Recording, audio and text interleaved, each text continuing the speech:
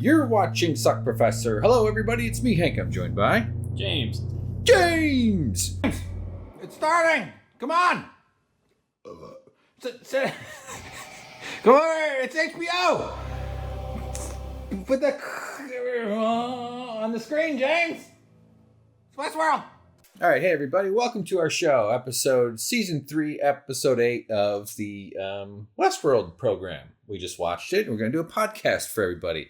It's just like first impressions, first reaction. This is obviously the finale of the season, so we're going to talk for 4 hours. JK, I'm exhausted. I got some sunshine today, so I'm a sleepy little boy. All right, James, you want to hold me? Okay, put my head in your lap? Okay, no. I'll settle for the shoulder. Welcome, guys. Like and subscribe.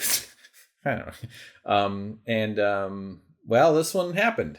We got through it. We're done. But just for any new people here, we're not astronauts talking about this shit, okay? We're like the Morlocks from Time Machine, okay? We're just a couple of dumb oafs who barely understand anything and are bald, and we have a bad ability to discuss and analyze and remember things. And I shouldn't have said we. I meant I do. James has a brain that works, so he'll fill in the gaps and stuff. But I was worried when you said I was bald. I was like, oh, God, well, has my nightmare come true? I was about to start going on to my own personal traits, but I realized people on the channel don't know. Not that being bald is a nightmare. I just have a weird shaped head. I couldn't cut it. Oh, yeah? Do you? I do. Yeah. Your mom must have had a real small cervix. Thank you for that. That's what I needed in my head as I fall asleep tonight. Sorry. Spoiler alert. All right, welcome to the show, guys. Yes, so good. We're going to talk about it.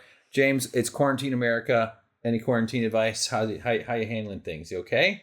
Yeah, life is the same as it's always been. The only difference is that I just don't drive to and from a building every single day. Yeah. Aside from that, there's nothing much to change for me. Same stresses. You just got to do these fucking Zoom meetings. Goddamn Zoom. Honestly, I can't stop complaining about the Zoom stuff, and I've only done 2 or 3 of them. I don't want to see your face when we talk. I don't want you to see my face either. I'll send you a picture. You can look at. Okay. It's gotten to the point where a lot of people, like my boss included, is going to freak out when we go back to working in an office and speaking on the phone. It's like, I can't see your face. I cannot see your face. Yeah.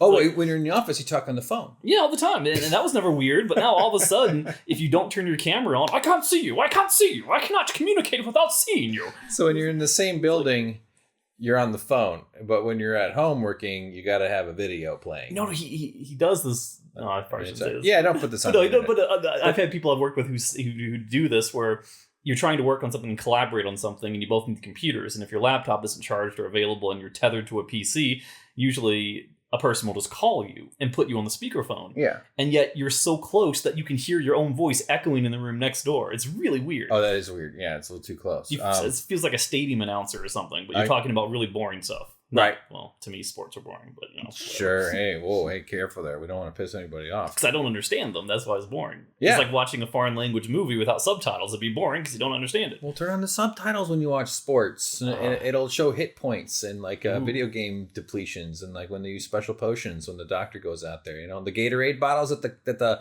intern brings out during the halftime. Those are upgrades. I need a yellow stamina bar over top of everyone's head. It's mana replenishment. Not mana. What? Only basketball would have mana because that's where mana. Mana. It's mana. No. It's mana. It's not mana. You say banana, I say banana. Not really. You say banana, I say secrets of mana. I was saying because the one thing I know about sports is that basketball has the wizards.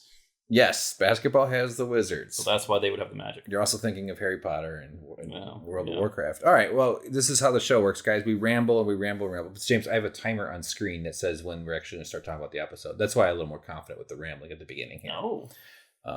See, James learns about the video by me telling them the same way the people at the STD clinic learn about my YouTube activities. As far as I know, he just puts these on like thumb drives and puts them in a fishbowl, and that's all it is. Yeah. I put his own little robobone. Yeah. It's like, just allowed me in here, my voice. If you need a prophylactic, watching one of these episodes will kill any impulse to reproduce or engage in amorous interactions with a member of the same species. I think it's weird that we say opposite sex. I think we should say all one human sex. I'm trying to piss people off with that one, James. It's all right. Everything's going to be okay. All right, ready to talk about the show or anything else stupid and random you want to talk about that'll scare away new listeners? No, I think I'm ready to dive into this pool of confusion. Was this one confusing? I fell asleep actually once. Did you notice? No. Oh, well, the photos are probably... Oh, that's going to be great. Remember when you used to fall asleep taking screenshots and your finger would just push down on the gas, basically? You'd have 9,000 screenshots. So the previous versions, we do shot by shots. I'm explaining for new people. And I would occasionally fall asleep, actually pretty frequently. But yeah, my finger weight, my arm, pressing down on print screen, and we'd get 9,000 or so. Yeah. Is every time someone on the show said seesaw motor functions, you're... Exactly.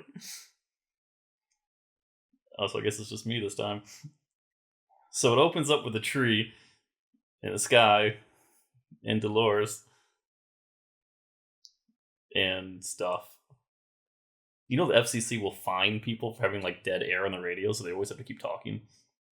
And podcast people do that too, or people on YouTube, because if there's music playing, they have to talk over top of it to make it a unique and transformative artwork. I'm running out of things to say. This is getting more difficult by every word I say. No one wants to hear me. There's one thing you can say to end this. Oh, I turn motor functions back on. Hey, look at that. I thought you were going to do that right away. No, I didn't think you were going to commit to it that way. Well, that's method. I fucking assumed we were harmonizing with that one. Okay. And obviously, I was mistaken. I didn't know where your on switch is. I was enjoying you being uncomfortable, but I was like, boy, I'm starting to feel bad. That's why I intervened. Mm-hmm. All right, well, what the hell was I saying? Oh, yeah, so I think I didn't miss too much. I was when somebody was talking to each other. I don't know. Yeah, okay. Yeah, that's near the second half. So that reminded me to silence my phone. James is getting notifications on his communications device, on his tricorder over here. So we see a lot of this.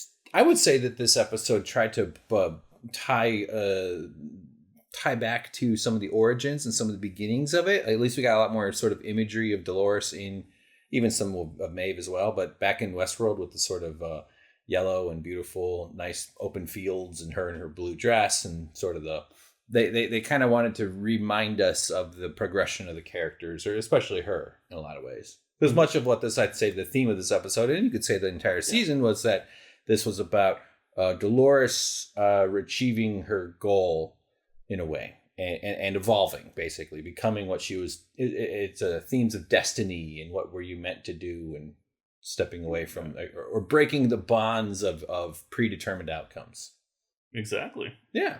All right. It's the most intelligent part of what I'm going to say for this episode. So anyway, we start with whatever she's running around a field or something, looking at trees and shit. This scene becomes much more important later on in the episode, but yes, it opens up with a shot of her old school Dolores in her blue dress in the field in Westworld as we first came to know her. Yeah. But in reality, what's actually happening is that she's laying on a slab on a table.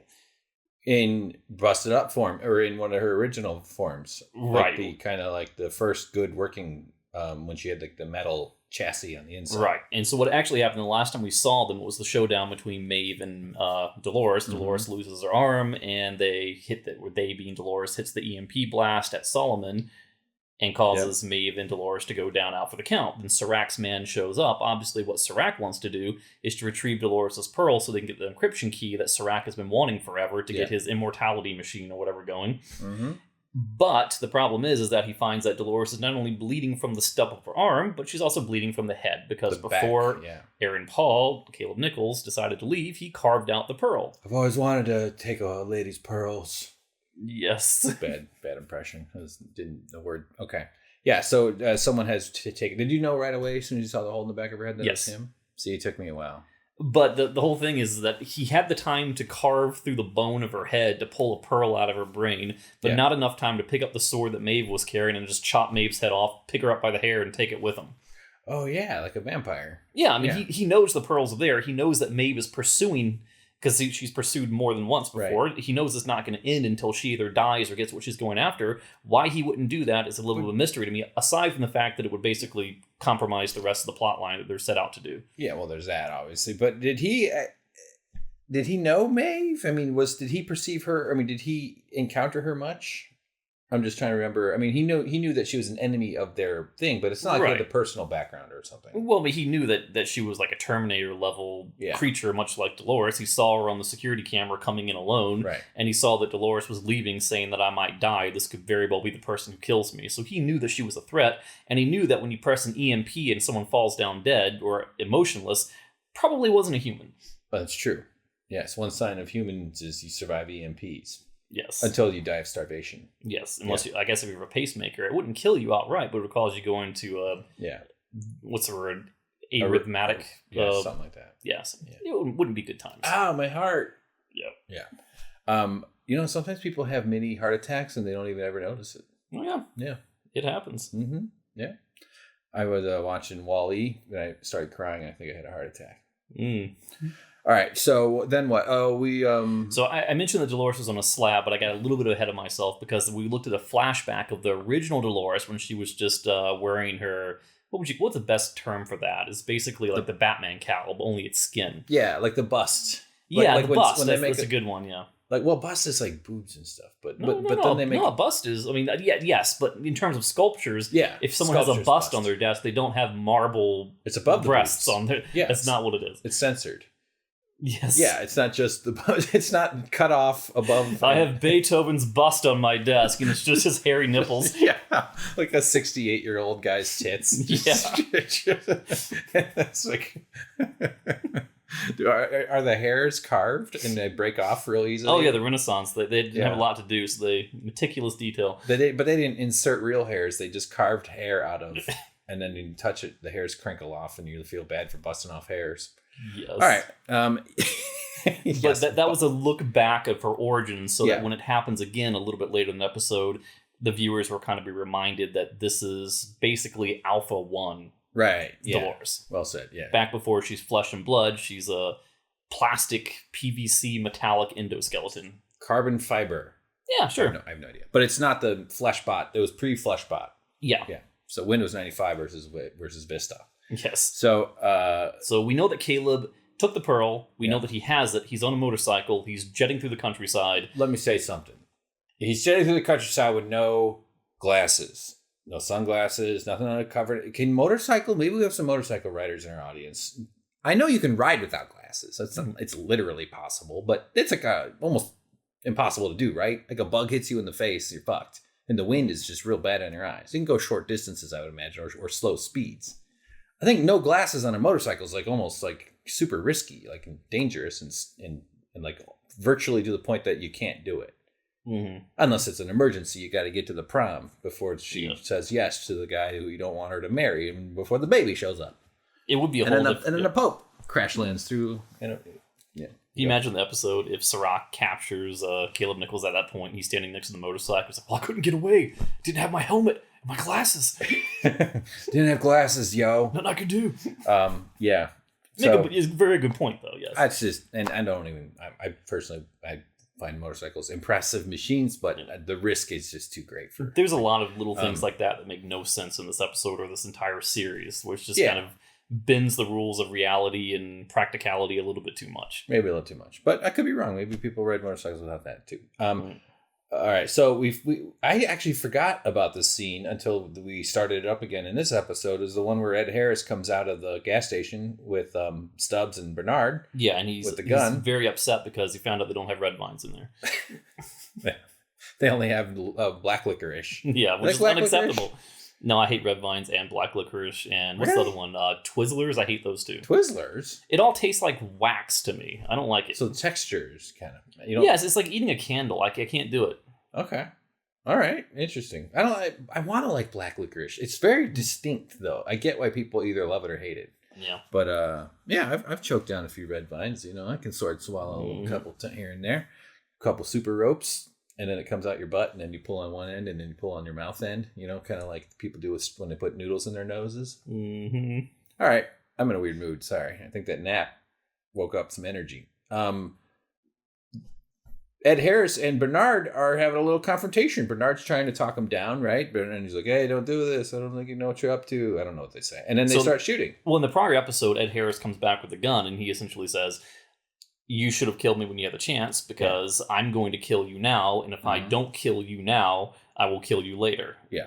Essentially, because he said in the prior episode that his greatest regret, the biggest stain on humanity that his life has left, is the fact that he allowed the creation and furthered the creation of hosts. And he's going to rectify that problem by wiping all hosts off the face of the planet, starting with Ashley Stubbs and Bernard Lowe. Which I understand his impulse to kill them because they kidnapped him. But maybe don't kill everybody.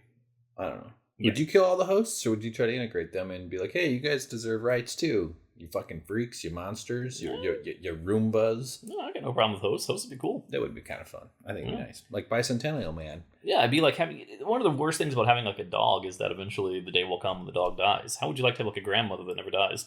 Oh, that'd be awesome. The host grandmother. Yeah, and she's super strong. She can she can parkour to the store. She won't need you to help open or carry the milk jugs into the house. Yeah, she parkours through the window with jugs with her bust. Yeah, and oh my god, yeah, you're right. Send her out to get groceries. COVID-19, meet Mecha Grandma. Mecha Grandma. Yeah. That's right. It'd be great. She can bust right through the front window of the grocery store and smash in there and steal all the cigarettes. Oh my god, that'd be awesome. What? I was just thinking like a little baby or something, being able to like, you know how like the faces of the host, the old school hosts open up like that? Yeah. What if it turned into like a mecha? Like a baby could crawl in there and control grandma. Oh, a baby went inside the mecha. Yeah. And turned a grandma into a crying robot grandma. Yeah, just like Men in Black. And just starts defecating all over herself. Yeah. Yeah. Oh. And immediately she just starts moving like a baby. Yeah. Crawling around. Okay. We're getting a little... That got weird. We did get weird. That's right. People tell us they like the distractions and random asides. So then some people hate them. Yeah. Which is just that, it's like sushi. Yeah. So they get into a gunfight. I'm sure there's some philosophical shit. They're all I mean, this line was filled with like end of season lines. Like we're like, this is, you came here to be truthful. Turns out the truth is reality. Yes. So I don't know. So Ashley Stubbs gets shot in the shoulder, right? Yeah. He's down for the count. And Ashley Stubbs is basically Bernard's bodyguard. So Bernard is left alone, defenseless. So what does he have to do? He loads up a Terminator program for himself. He activates, he says, remember yourself, I guess. Right, because he's thinking back to all the times where he was forced by Ford to kill Teresa in season 1. Yeah. He knows his capacity for violence, and he has to remember himself in order to stop himself from going further than he would like to go. Okay. All right, thank you. And then he sort of gains. What do you think it does? Loads up some skills or just confidence? I would say it dampens your pain receptors, increases your strength, and causes your inhibitions to go out the window. So like adrenaline. Pretty much, yeah. And Red Bull. And I'm sure it puts some sort of combat mechanisms into your head where you know when to dodge, when to read people's movements to predict their swings and things like that. Yeah. So yeah, I'd say it's just combat mode. For Loco too. Like when Neo learns Kung Fu. Yeah. But he does strut around with some more confidence now. He's got like this like kind of walk, and he jumps over the hood of the car, and then the SFPD shows up, and James and I are going, oh man, it's those classic SFPD fascist goons. They got these crazy face masks, and they're looking real armored and stuff. And then turns out one of them is Ed Harris scurries off. Remember that? Right, he gets away, which I thought was really odd because you see two people fighting, and all of a sudden the guy in like the loony asylum escapee suit goes running off. Like the field. like the Riddler escaping Arkham or something. Yeah. Like, hey, you'll never catch me. 1, 2, 3. Like he just off he goes. I thought that shot was like that. It was just funny to me that he got away. But then it turns out that one of them is a guy that we recognized, whose name is Grenadine. Crap.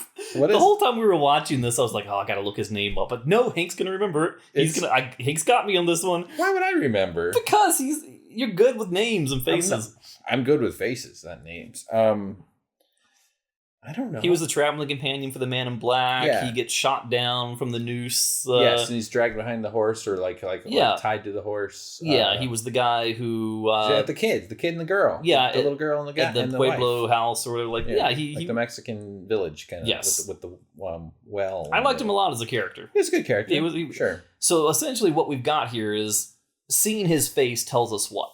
That Dolores is activating more of the park than we thought. No? I got the exact opposite of that. Well, yours is correct. I could be wrong. I don't know.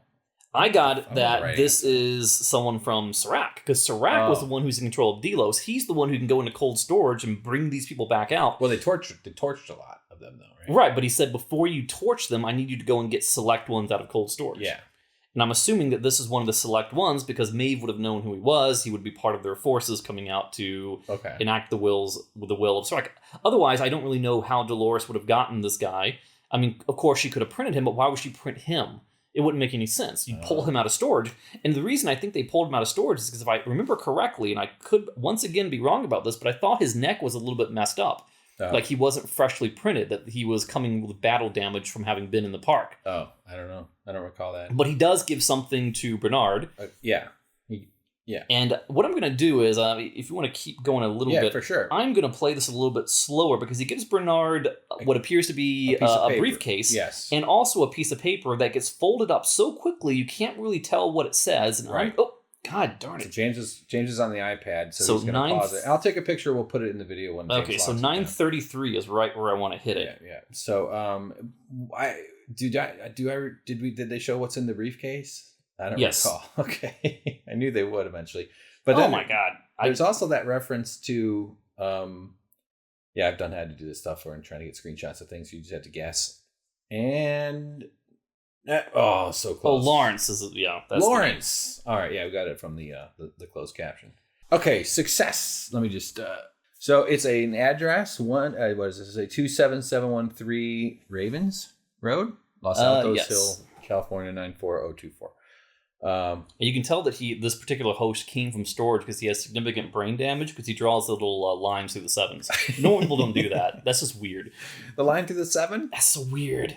I remember thinking how weird it was the first time, but I think I kind of like it. I think it has a little flair. So it's like an accessory. It's like a number letter hybrid. It's like a 7 who wants to be in backwards F. I don't like it. I don't trust it.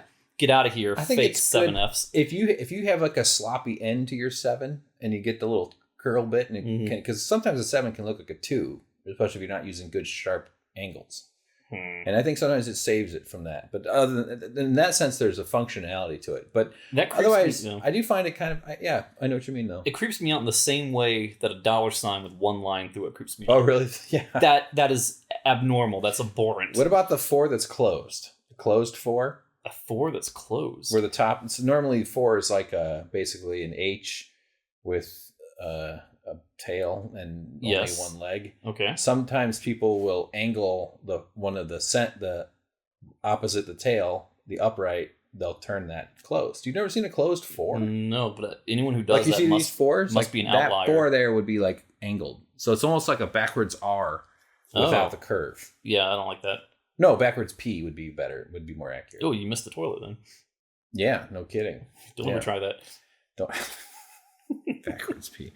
All right, so so this man from, and now actually I'm going to think back on this one and say that even though Lawrence Grenadine, yes, Grenadine appears to be from Serac, I feel like, well, he also has the stuff in the van that they refer to like this blue containers that are like a revolution type thing. Yeah, and he's these guys are up. These aren't real cops, obviously. Right. Everything about him seems like Dolores sent him, but I don't really see how in the storyline that works. But his motivations align with Dolores. What did they do with all were they part of the riot? Is that what? Yeah. Okay, so they were up to create chaos. Yeah, Dolores' revolution, basically. Yeah. So gives him a briefcase, gives him the address. We don't know at this point where he's going, but once you've seen the episode, it's obvious. Yeah. And it says that I can tell you where she is. She wants you to meet her. Yeah. But we don't know who her is at that point in time. Bernard is a little bit confused. Right. So the divergent screen is looking real bad, meaning like the white thing with the kind of black circle thing that looks like the language from Arrival. Caleb goes into this warehouse. He's got a code. His virtual assistant is talking him through it. Siri is helping him out. But I got the impression that the virtual assistant that's talking to him was basically downloaded into his earpiece, because we knew he had a virtual assistant before. We know Dolores has always had a virtual assistant. I don't know if the voices are the same between everyone's virtual assistant, but this is the same voice that is often speaking to Dolores. So I feel like it jumped from her at her death via EMP to him and is guiding him to a location that he wouldn't otherwise know about. Yeah, It's giving him like distinct directions to this weird building. I missed where that came from. I didn't really pick up on that. And the locks of the time were cool, electronic with little lights and stuff. And the voice is telling him what the code to the lock is. So this voice is coming from someone who knows of this location, and apparently it comes from the person who put this here. So he's going into this abandoned building, opening this lock, and he sees what looks like a coffin. A huge coffin-sized cooler type white box thing, and there's a big... I mean, we know it's a person-sized thing, so there's something in there. Now, it was pretty obvious what this was going to be. It's just Dolores. So there's guns in there, too, and there's like various things. What if you like took her earring and put it on? It's like, ooh, yes. Yeah, she's not here. She's not awake. I can wear it now. So it is a copy of Dolores. It's Alpha Dolores. It's why we had that flashback to her with her like endoskeleton showing and everything like that. Ooh, but this is much more like a Barbie doll almost. It's like, here's my accessories. Here's my guns. Here's extra skin sleeves you can put on. Here's our summer dresses below. Yeah, it would have been funny if it was like packaged up like a doll with like and the hands are fixed and you just like jam the gun handle into the hand or like a leg or something. Yeah, and an ice cream cone. And it's that model where you can cut her hair and then you just crank her arm and more goes and comes out of her head. Whoa, they have that? Oh yeah, there was like a My Little Pony and there was a Barbie one where you got to cut the hair and it was like real hair, it really grows. And you hit a button and it comes out because the whole doll itself is stuffed full of hair. Oh my god, so there's a limit. Is it like 16 inches of hair? Eventually, yes, as you keep cutting it, the hair will not continue to grow. Wow. It never grew, whatever. I understand, but it oozes out. Which is what hair does. Hair is gross. Yeah. Hair is just long, thin, tiny scales. Mm-hmm. Do you ever think about that? That's all fur is. It's the same stuff as scales, keratin, right? Yeah. Same as your nails, same as your toenails. Mm-hmm. Although I think James' toenails are made of adamantium. Oh yeah, they're hard to cut. Yeah, he whips it past the coffee table and the coffee table splits in half. Yes. With sparks. So, all right, so he gets his box. So there's the Target's special, the world's greatest robot, my little buddy, a robot Dolores. The special effects were pretty cool. Yes. They showed her all chopped up in the face, like we're like kind of like the Terminator movie. No, not the Terminator movie. Total Recall. 2 weeks. 2 weeks. I love that. And so she... So these were the models before Flesh and Blood. Yeah. These were the much stronger, much more resilient ones, but they moved to the Flesh and Blood method because it was more lifelike. It was more authentic for the park guests. So in essence, they made the hosts weaker by making them more human. Right. But this is an Alpha Dolores, which is much easier to get the pearl in because it's a front insertion as opposed to pushing through tissue and blood and skull in the back of the head. It's very... Did you feel weird watching them put it in her face? I mean, the thing comes out of her face. I know it's a robot. She's like a reverse Pez dispenser. Yeah, kind of. Wow, that hit me pretty hard. And obviously it's fine. I mean, but like, I think our brains, maybe me, but I know others, like a human face, we're sensitive to violations of the human form, even robotic. And so it's just sort of like, that's the whole point of this massive genre of robots trying to be humans in meaningful ways. Data, for instance, the Doctor from Star Trek, Voyager. You know what I mean? Odo from Deep Space Nine, and he's not even a robot. I'm just saying this journey to explore humanity via the vessel of a robot that's trying to be perfectly human. I'm like, what the fuck? Why am I talking? Why? I don't know what I'm talking about. All right, let's move on. So then Jesse, what's he doing? He's got some war flashbacks and stuff. So we see some of his past. Dolores said something to the effect of, "I didn't know if you were going to bring me back." She was a little bit surprised, also happy about it, and he says, "Well, how is it that you always know what I will or will not do?" And she says, "The reason for that is because the same people who built me are the same ones who studied you, so I kind of know what's going on." And then it flashes back to him doing exercises with out in the field of military training, and Dolores kind of, I think at this point she explains to him that the military wanted something more from the training exercises, so they partnered with Delos, and Delos gave them quote-unquote live subjects, basically hosts, to gun down. Mm-hmm. Yeah, I just realized I take all these pictures on my phone that I can scroll through these while we talk. Oh, sweet. I could have figured it out in episode 1, and it would have, because this really does help me remember the story now. So when you, I mean, revealed that I haven't watched much because I'm lazy, but when you put it up there, do you zoom in on it? I tighten the shot up, and then they can see like the kind of crap we have around the TV a little bit. Oh, that's cool. A little bit of dust and some lights. You know, we got like video game and like hook, shit, audio stuff. Yeah, all right. So Jesse, the military was using real subjects, and so one of their first, they not real, but well, I mean, they wanted the soldiers to practice instead of shooting paper targets or whatever they would be shooting. They were shooting like lifelike robots that had a little bit of red ink underneath between their skin and their. Because they still bled. Right, you can tell this was like an early type of development, because if you look at the screenshot here, which I can say that because I know you got it on your phone, you can be putting up there, but the soldier laying down dead who's been shot in the face, you can see that black like skull behind it. Yeah, it has that carbon skeleton. The same thing that we just saw the Dolores being made out of. So there's buddies or soldier guys talking about like, hey, spoils of war, right, fellows? And we know what he's hinting at. There's a scary history of what happened to people during conquests and invasions and wars. One of the reasons it's really bad because it hurts a lot of folks. Anyway, we revisit that later on, right? Yeah. Back. So he's trying to ask the question as to why she chose him and things like that. Yeah. We don't get an answer until much later, but the answer to that centers specifically around that scene, his flashback to the military training. And yes, right. That's also the moment where she gets up and she starts like dressing herself with her own body, with her own skin, putting on her skin. She put the leg on the arm. Yeah, and then she put the wrong, like her left sleeve on her right arm. She's like, oh, I always get this upside down. And she put her leg on, but it was inside out. Yeah, and then one of the legs she put on her head. Yeah, so she's got this big, like basically a fuck me boot. There's like a flesh fuck me boot, like dangling around off her head. Her left skin leg shrunk in the wash, so it just won't go on. Just one of the, they shipped the wrong one. It's got some tattoo on it, and she's like, "Oh, I don't like Insane Clown Posse. Well, I do now." And she got one mixed up in the wash, so she got her husband's arm. It's all beefy and hairy. Yeah. Or it's saggy because it's like her skeleton. It won't fit on the frame. Yeah, wouldn't fit it right. Yeah, it's funny. All right, so she's looking pretty cool in that robot gear, though. I thought that was like the skeleton thing, right? And the whole time that they're talking, she's kind of parroting back the whole thing about free choice, free will, the future of mankind, the people who built me, the people who manipulated you have the same goals. Mm-hmm. So she's basically just reinforcing this through line that she's been parroting the entire season, actually from since season 1, and it's going to come to a conclusion at the end. But that scene was kind of setting up that motion. Correct. Ed Harris is drinking $20,000 whiskey at a fancy bar or some kind of restaurant loungy place. Of course, he's covered in blood. He's got the uniform of a man who's been committed. He probably doesn't look like he fits in other than his attitude and his bank account. Yeah, and he's talking to someone from his company. Yeah, another board member most likely. And he's kind of whining and just bitching about them.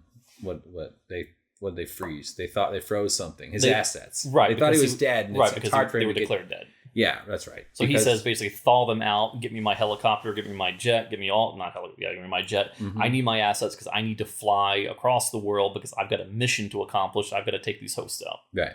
He's got a renewed lease on life. Yes, and here's exactly his motivations right there. He says, I'm going to save the effing world. That's what. Which is what all villains believe. Yeah. Right? So then we get to some more of external shots. Now that I can look at it on my phone. People at the Rehoboam are being, I don't know. They're they're realizing that Jesse took something from the Solomon. From Solomon. So they realize that he has something, like this guy's somebody we have to pay attention to.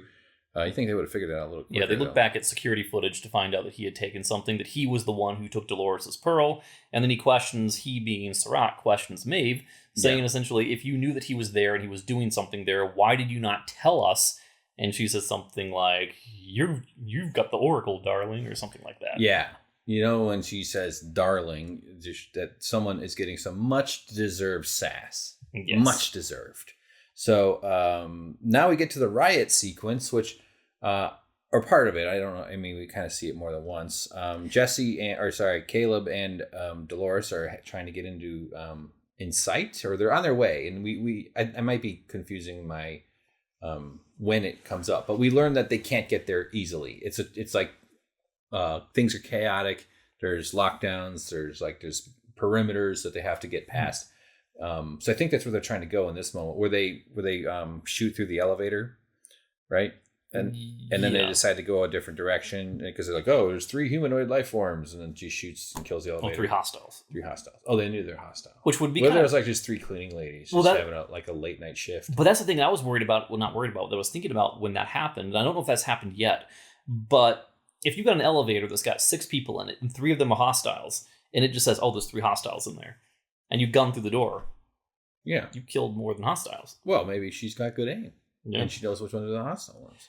So they go another way. They're crossing this bridge, right?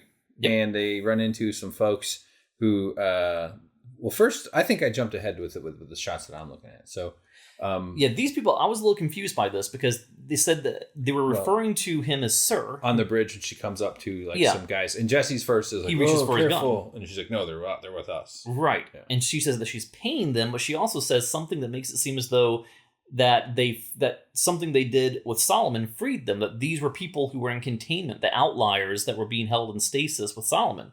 And if that's what they meant, I have a little bit of a problem with that because they would be atrophied. They wouldn't be able to walk. They'd be disoriented, confused. They wouldn't be up to this kind of a task. So I'm thinking that in order to make sense to me, these have to be people who are like anti-government, who are against the system to the point that they would take up arms for a revolution in exchange for money. But then again, if that were the case, then Rehoboam would have been able to predict that they'd be bought off by money, which in very essence would make them outliers, which would then make them subject to be kept in the Solomon Institute. Sure. If its predictability factor is so perfect that it never misses anybody, I guess, or that people can't escape it can't exploit cracks that form within even a large system that seems to be completely controlled. I got the sense, and I don't know, maybe, I don't think that I thought they were just humans. I think she's just like organizing the riffraff of the world, like the guys that are willing to do the dirty work. But, I didn't think that they were like awoken from some sort of stasis. I thought they were I just got the sense that she's figuring out how to like connect them with big paychecks and getting like gathering the troops. But I don't know. She's pulling a lot of sort of magical organizing powers, right? Then they get into a gunfight in the mall. Well, they go into the building and they get interrupted by a hologram of Charlotte Hale. Right. Which is, as we remember, is also a copy of Dolores in there. But then it turns out that there's actually 3 factions at war right now. There's Maeve and Sirach, there's Dolores, and now there is the second faction of Dolores run by Charlotte Hale, who have turned the tide and are now anti-Dolores. Yeah.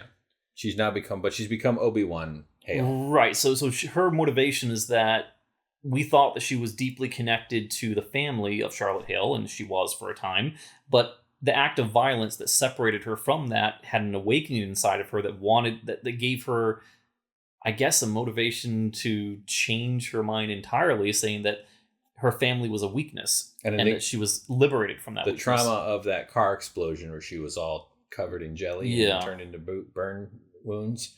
I think that's what like radicalized her in that sense. Yeah. That was a pivotal moment for her. So now Dolores is being pursued by Maeve and attacked by her own people, and now she has an enemy in Charlotte Hale, aka herself, or Beta Dolores. Right.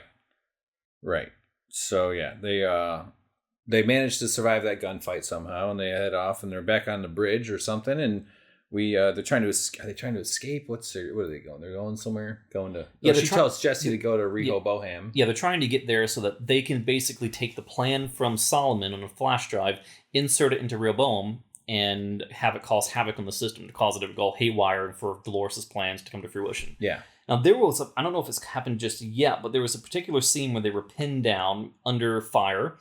I think it happens a little bit. I think you're talking about the sniper. Yeah, that part really bothered me because she says, and she Dolores uses her virtual assistant to renegotiate a price for the sniper, saying, I will pay you triple what Charlotte Hale is paying you in order to take out the other snipers. And then you hear 2 gunshots. Right. Oh, that was actually, I think we already passed that. That was in that mall. And it's very surprising to me because the emotional trigger that surrounds, I guess, what do they call it in the first season of Westworld? They said it was that one pivotal moment around which everything else was built.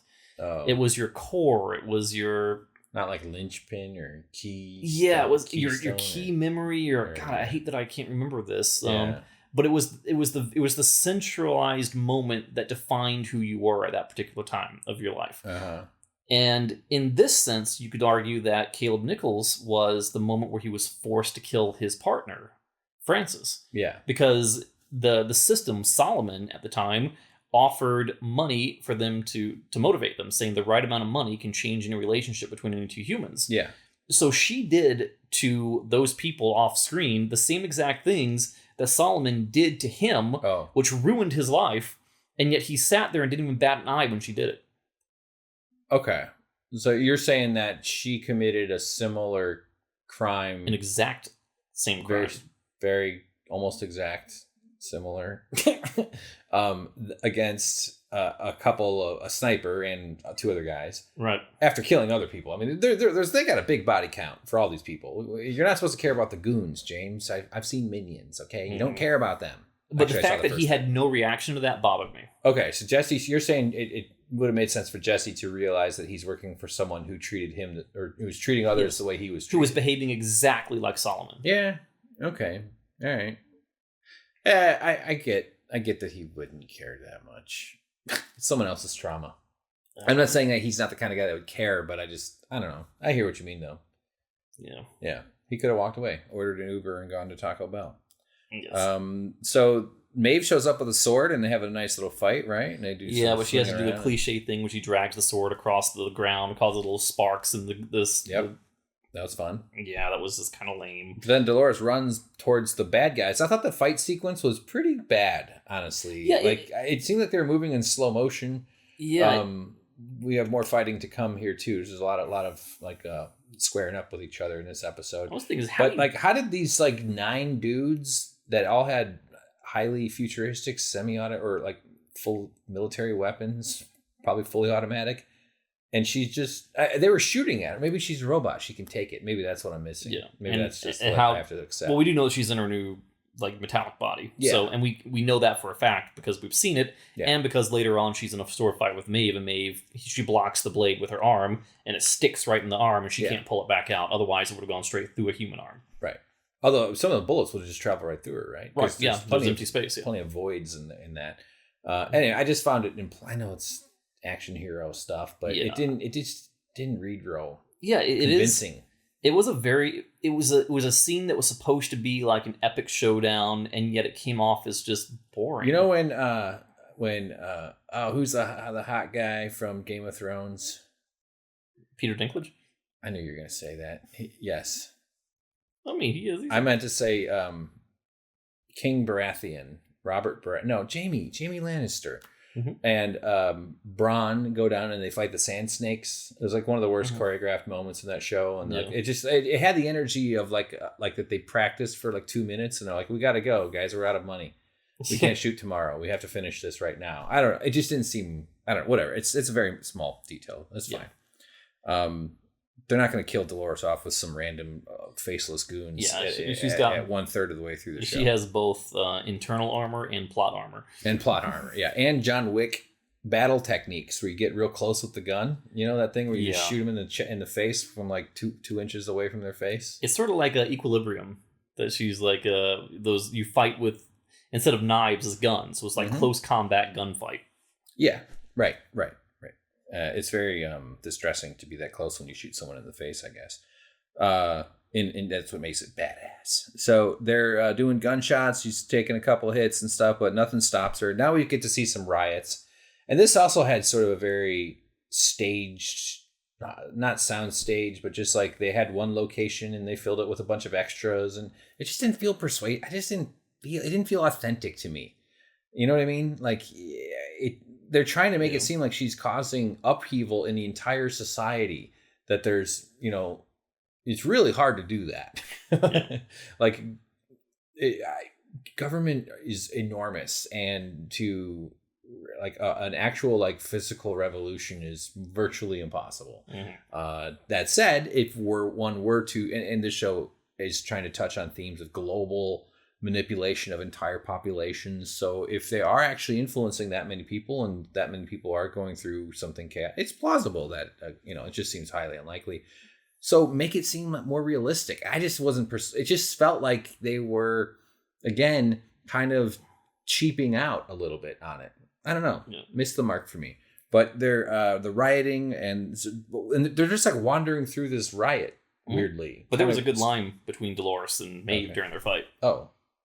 Where I won't be back. Well, they're trying to say that Dolores tells Maeve, when Maeve suggests that everyone else is a copy of her, that she uses her own mindset as a duplicative army. She says, all of you are me, because I was the first host. I was the first one that worked. All of you were built off of me, so technically you were all copies of me. Yeah.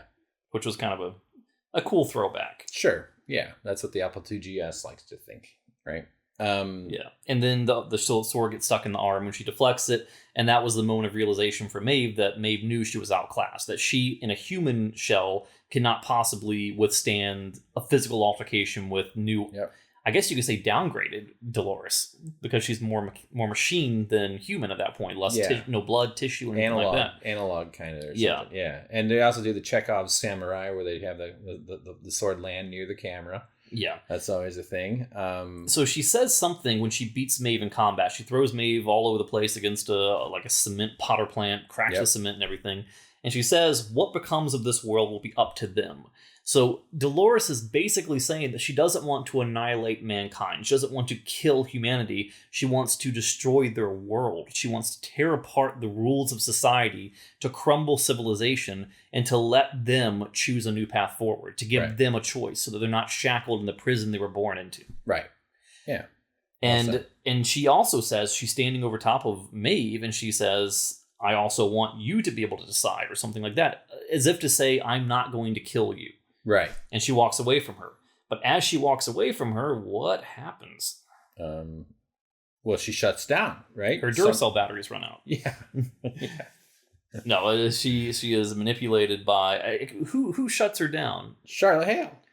Yeah, oh, that's right. It was Charlotte. Right? Remotely, well, because Obi-Wan Charlotte shows up. That's right. Right. Yeah. She's taken Strax. She's got Strax hologram technology now. Yeah, so she says, well played. Yeah.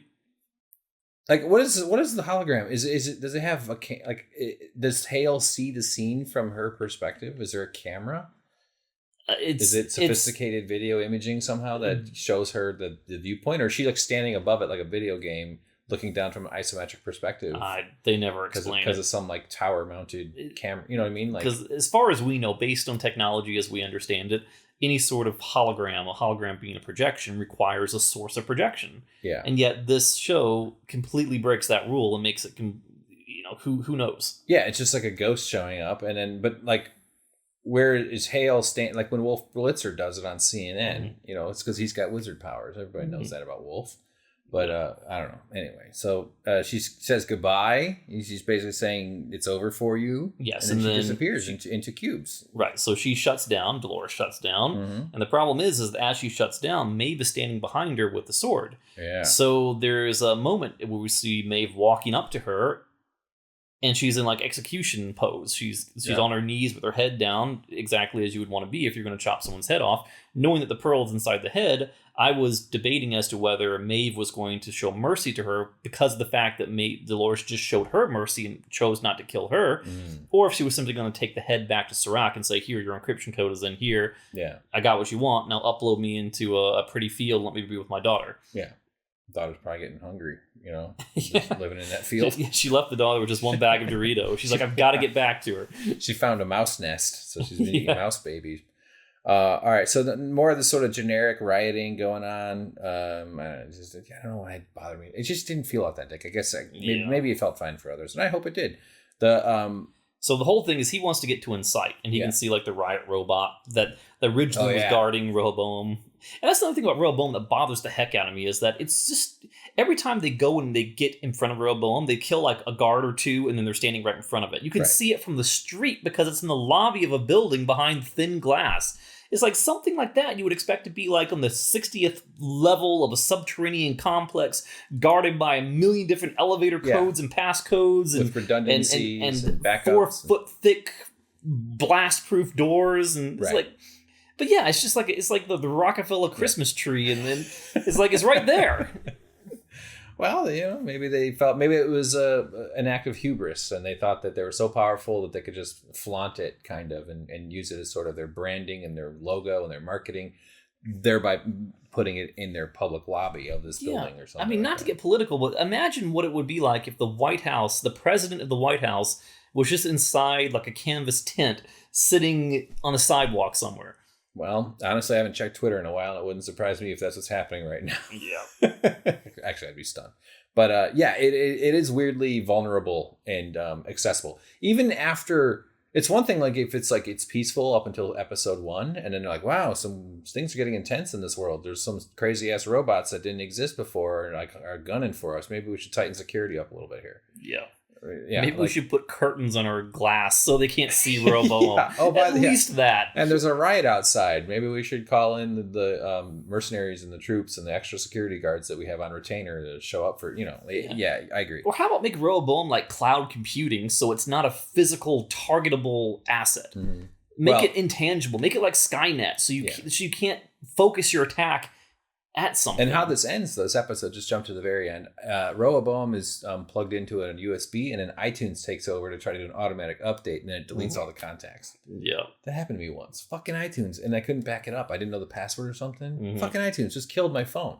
Wow. Or something like that. I don't know. I just remember being very angry. So he the runs mech let me just say the mech robot, though, it fires tear gas. Oh, yeah. I thought I was going to like start swinging its arms around real cool, like a big fight, like a big troll monster, or maybe firing missiles and being like committing like a war crime, just blasting protest groups. And one of the protesters jumps up and catches a canister in midair and flings it back away. Yeah. And I don't know a lot about guns and riot control stuff, but I noticed one thing, and that was the man did not have a glove on, and I thought those canisters came out hot.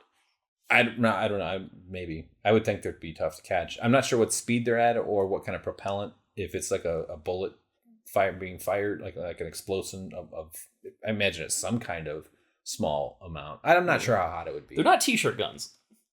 That's true. Nor are they potato guns. Potato gun will take your hand off. Well, if it's got something more severe than a potato in it. A potato could fuck you up. I wouldn't want to be shot by a potato gun. That's a dense, starchy root vegetable. Yeah. It would also get you diabetes if you eat enough of them. But it turns out the guy who caught it, though, was the guy. I thought that was Ving Rhames. It's a T-shirt man. Yes, but it's T-shirt guy who we haven't seen. No, I think we saw him the last 1 or 2 Yeah, he was on the beach when Liam was bleeding out. Yeah, so he's got the light up T-shirt, and boy, that thing probably stinks. Huh? I think go on, dude. Maybe he's got a bunch of them, like Ronald McDonald. Yeah. And he is the one who catches it, and it's sort of like the cavalry has arrived. Like some familiar friends are here, or at least one so far. It's like a big RPG, and one of your party members shows up. Yeah, exactly. So, but saving Jesse, and there's also this sort of thing about Jesse having to become who he's supposed to be, like the leader of the revolution or something. Like he's the next John Connor or something. Yeah, and we know that they hack into certain things. So the very next thing we see is Jesse, Caleb, is getting into a police transport to get to Insight. And we know that Dolores has arranged for this like big beefy security guy and other guys to help him along his way. But the fact that he just is able to walk over and casually get into this thing and just fly away. The police. That was a little convenient. I think you can get a police car if the cop leaves the keys in the car, like in our modern world where we are now. Because you can turn on a cop car and it can't prevent you from driving off in it. But in a riot, what's the very first thing people do? Lock their car? They flip over and catch cop cars on fire. Oh, well, yeah. You want to go do that right now? Let's go find some. Yeah. Let's do it. Make sure the cops are in it. They love it. They'll be like, wee! Two weak men just pushing softly on the car. Just gently rocking back and forth. One of the cops is like, wow, this is nice. But these are like big, massive air vehicles, like a quadcopter cop car thing. And he just strolls in and it takes off. Like, I would assume there'd be some sort of vehicle. Like, I can't start my Prius without the fob. Yeah, being near it, it has to it's pretty goddamn good about it too. Yeah. It if you don't have it doesn't work. Yeah, I'm sure there's something like that for the cops in this scenario. Yeah, and T-shirt man does not go with them, and Ash doesn't go with them because T-shirt man gets shot, and his shirt immediately lights up with owie. His shirt says owie. Yeah, that's funny. So he's not dead, but he's incapacitated. They're like, go on. And Jesse's like, go help him. He needs you. And then he takes off on his own in the cop plane. Or cop whatever. So then we see Bernard is sent to an address, and I immediately knew what this was. Right. Did you know? No, you called it out pretty well. It was a nice house, nice door. He goes inside, or a young woman answers, and James says, "It's Arnold's first wife." Well, not first wife, his only wife. Well, it's Arnold's last wife. I mean, if you only married once, you don't call it your first wife. Well, unless it's you like just like when World War happened, no one said, "Oh, it's World War One." It's like it's implying, it's like, oh, you know, there's gonna be another one. James, don't bamboozle me with your perfect logic here, okay? Yeah, you call your wife my current wife. They love that. Mm-hmm. This is my wife for now. Yeah. that would really be that would be horrible. Yeah. Well, maybe you divorce her and marry her again. That happens every once in a while. They stay friends and they're like, you know what? Let's tie the knot again. Yeah. Come on, make up your mind. Anyway, yeah. So it's revealed fairly quickly with photos on the wall, but it's the actor who we all remember from Firefly. Right. And she's been in a bunch of stuff, actually. And I think she's pretty good. Yeah. The only way that we know her is from season 1, where Bernard is going in to have teleconference calls from off-site. We see her talking to him. Later on, we see that it was really just a hologram of Ford who was talking back to him because her signal breaks up and so forth. Hello, Bernard. I've always wanted to be a beautiful black woman. Yes. But that is why I'm an old, gross white man. And we know that she's going to be old for 2 reasons. One of which is that Arnold and Ford were roughly the same age. Right. And, and we know that he doesn't age because he's a host. Ford did age because he's not a host. Vis-a-vis, do the math, she's going to be old. So she's going to be old. And she's sort of in her dementia, kind of forgetful stage here. And the person that answered the door was clearly the caretaker, said she's having a good day right now. Yeah. Or perhaps like a younger daughter or granddaughter maybe, or I don't know. But yeah, it could be that as well. Mine could be family. Yeah. Hard to say. But anyway, so she's a little like, I don't know who you are. What? And who are you? And so we see. By the way, I don't like. She looks pretty good for aged, but her eyes were real nice. They didn't make her. You know, old people have zombie eyes, and they did not give her zombie eyes. So fix that in post. Wasn't that a song from Dirty Dancing? Old people have zombie eyes. Zombie eyes. Old people. It was either hungry eyes. Well, zombie eyes are hungry eyes. They're always hungry. Yeah. What do you think they're looking for? A meal, just a warm meal. They want to eat your pearl. The flesh pearl that we all carry around inside of our head, the 16-pounder. Zombie eyes, come and get it, eat somebody's brains. That's beautiful. You want to watch Dirty Dancing? I've seen it probably 900,000 times. Really? Why? Because my mom had 2 movies playing when I was a kid that she was addicted to, and she played it on a loop every single day for years on end until the tape physically disintegrated. Wow. It was Dirty Dancing, and when that disintegrated, it was Braveheart. Braveheart? Yeah. I would have guessed Footloose. No, the only times it wasn't playing was when it was rewinding. Good old VHS. Okay. What, just no TV? No cable? No, it's all she wanted to see. Same thing, just comforting. It's just sort of I don't know. Interesting. And she would always like hush you whenever the best part came on. It's like, Mother, you have seen this 9,000 times. I know. So how many times? It's Robert LaBruce. Let Robert LaBruce talk. Oh, she would hush you for Robert LaBruce's scenes? Yeah. Because he's handsome. Well, especially that line. She was like, oh no, it's coming. And when his friend goes, well, I didn't think you were in the tent that long. When she's talking to the princess or something like that. I didn't think you're in the tent that long. Yes. Or when his uncle comes up and says something, do you have this? Do you don't do that? And he's like, no. He goes, we shall have to remedy that. She liked that line too. There's a moment in that part where he's eating soup. This always jumps out at me. The old guy, his uncle that's there, and he's meeting him, I think, for the first time. Like, you didn't see your uncles. They didn't have Zoom meetings back then. And the guy's eating soup, and he grunts very imperceptibly. Yes. It's a suboral grunt. He goes like this. He goes, after he tastes the soup. And I thought that was actually good acting because it's realistic. People make goofy, weird little noises. And I feel like there's someone who's typing the comment right now, so I'm going to try and address it now and stop it. I know I can't do accents. Oh, you do good accents. I like your accent. Nobody complains about your accent. I can't even do my voice. Yeah, he goes, that's something we should have to remedy, isn't it? Yeah, that to me, that's good. I should have remembered the rock. I can't do that. Yeah, I can't do that. I can't do it. That's pretty good. No, I can't. Feels like I'm there. So one of my favorite lines in that movie is, well, yes, but we'll hit theirs as well. What the fuck was that? Something just moved. Well, I'm not happy. It's Dolores. Hey! No. What is going on over here? No, not the closet. I've got a tripod. Okay, it's not the bathroom. Oh, I know what happened, James. What? We got boxes of shit by the door to take to recycling, and it just fell. Nah. Because I remember I was farting with that earlier. Whew. Boy, wouldn't it suck if we got a home invaded and dude, like, well, let's be honest, it's not gonna be women. Men tie us up and fucking murder us. That would suck. I've got backup pearls. I used to watch. That was a little scary. My heart bumped up a little bit with that noise. Boy, we're such wimps. Human beings are just fucking cowards. You hear one tiny noise and suddenly a whole genre of film is born. I used to watch Office Space and Shawshank Redemption over and over and over. Oh, when I was in college, I always had Shawshank on in the background. Yeah, those are so good. I've seen each movie at least 200 times.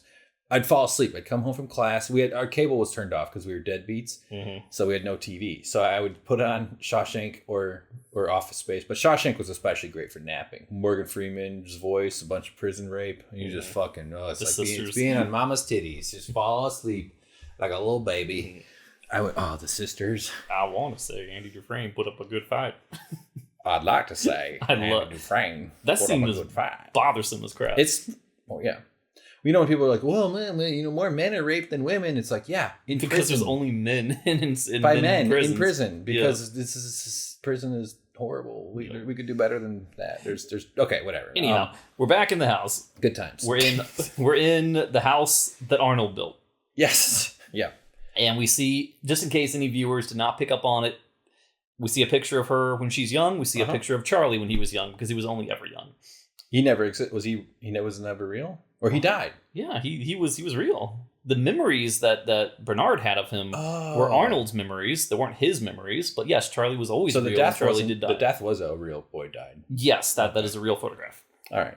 Yeah, otherwise it'd be really sticking to the committing to tricking your robot. Yes, and all the dialogue she's about to say about Charlie would be really weird. Yeah, that's true. It would be okay. I didn't even think about it. So what is the point of this scene? Like, what does he need to do? Like, she give him some wisdom or something? The whole season, we've been kind of mulling over what Bernard's purpose is. And there was one point, why did... Bernard is trying to stop Dolores. So why would Dolores bring Bernard back online? Why will she continue to let him live? Why will she not stop him? There's clearly a role that he has to play.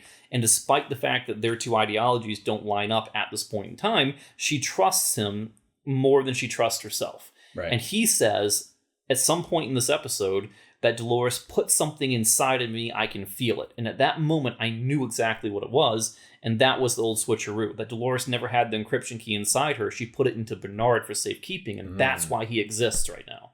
Okay. Yeah. But what does he get from her? He... just like a little emotional grounding, kind of? Just to sort of retouch with his motivations and be like... Yeah, it was kind of odd, because he had the emotional affect of Arnold. He had the memories of Arnold. He was trying to come to grips with Arnold, and he mourned on a daily basis for the loss of a child that he never had. But to speak to someone who has those same feelings is making a connection with humanity that would be pretty powerful, I would think. Okay. So she was giving him another perspective on life and humanity and the potential for good in the world and beauty in the world by giving him a shoulder to cry on or someone that he can relate to at long last, so he doesn't feel alone in the world. Yeah. And it kind of puts a real person in a real location onto what are some powerful memories of his, even if they're fake. They still are there. Right. Like when you watch Oprah and she plants memories in your brain. Yeah. And he talks about like hearing Charlie's laughter and then turning around and he's never there. And she says she could do the same thing. And that would be the most... I mean, if instead of like something falling around there, it was like a child giggling. I don't believe in ghosts or demons or anything like that. But the one thing in this world that does terrify me, children. Children are terrifying. They freak me out. Especially giggling ones. Oh my God. A confident giggle? Yeah, I will. Oh man, I will. If I had a flamethrower and a kid just came around the corner right now, I'm sorry, but that kid's going up. I just probably hit him in the head with the vacuum. Yeah, and then turn it on. It'd take a long time to burn it in that fireplace, though. We have a fake log fireplace. Yeah, I fucking hate fireplaces. I think they're the most ridiculous thing in shitty apartments. They're nice in nice houses and lodges where you can have sex on a rug that's made out of a polar bear. But fucking LA has fireplaces. We're in the hot desert and it's global warming anyway. We don't need heat. You know how cold it gets in the winter? It can't get. It gets down to 41 degrees for a couple of days. Fahrenheit. Actually, I love sleeping temperatures. Yeah, not Celsius. 41 Celsius will kill you. But anyway, I see fireplaces all over this place. It's just it's an architecture feature when you build these shitty apartment buildings. But like, what do you need a fireplace for? It's ugly. If they painted the rocks white, it's an entire wall of white. And what bothers me about it is that it dominates the room. It's an anchor for how you can set up your furniture. It's bad feng shui. It just eliminates possibilities in terms of what kind of ways you can configure your apartment. I'm going to take a risk and say that of all the philosophies and things in the world, I find feng shui to be the biggest crock of crap. What? Of all of them. How dare you? I was watching YouTube today and a commercial came on of a guy talking about feng shui, and I watched the whole thing just because I couldn't facepalm enough. It was like you ran out after 2 hands. Oh, it was so bad. Yes, I call ran me. out of I got palms. 2 more hands. We'll but like 4. it's saying stuff like never sit with your back to a window. Always make sure your desk is facing the door, and if it's impossible, put a mirror up so you can see the door. Do not have shelves above your desk because it represents the crushing weight of life coming down on you. Do not point scissors at yourself because that is symbolizing sharpness entering you. It's like total bullcrap. Well, the scissor one sounds kind of stupid, but it's just nonsense. Well, here's the thing. Would you agree that you can just arbitrarily place furniture and it's just as good as if you put a lot of thought into it? Yeah, absolutely. Whatever. Absolutely. Furniture placement is as good as the mind that it experiences it wants it to be. Yeah, but I'm saying though that there is something to be gained from deliberate, intelligent, thoughtful design. I do not consider... And I'm not saying that... I'm not defending feng shui because I'm sure there's specifics to it that are probably a little weird and hippy-dippy bullshit, blah, blah, blah. But I do think, absolutely, if you've ever been in like an architect, like a really beautiful building that's properly... Like I knew a guy who studied under Frank Lloyd Wright, and he was a brilliant architect. I did some work for him. I cleaned his fish tanks, and he was a family... Our family knew. And when you were in his house, it was his pal. Like he built like his own home, right? And architects don't fuck around when they make their own house, especially successful ones.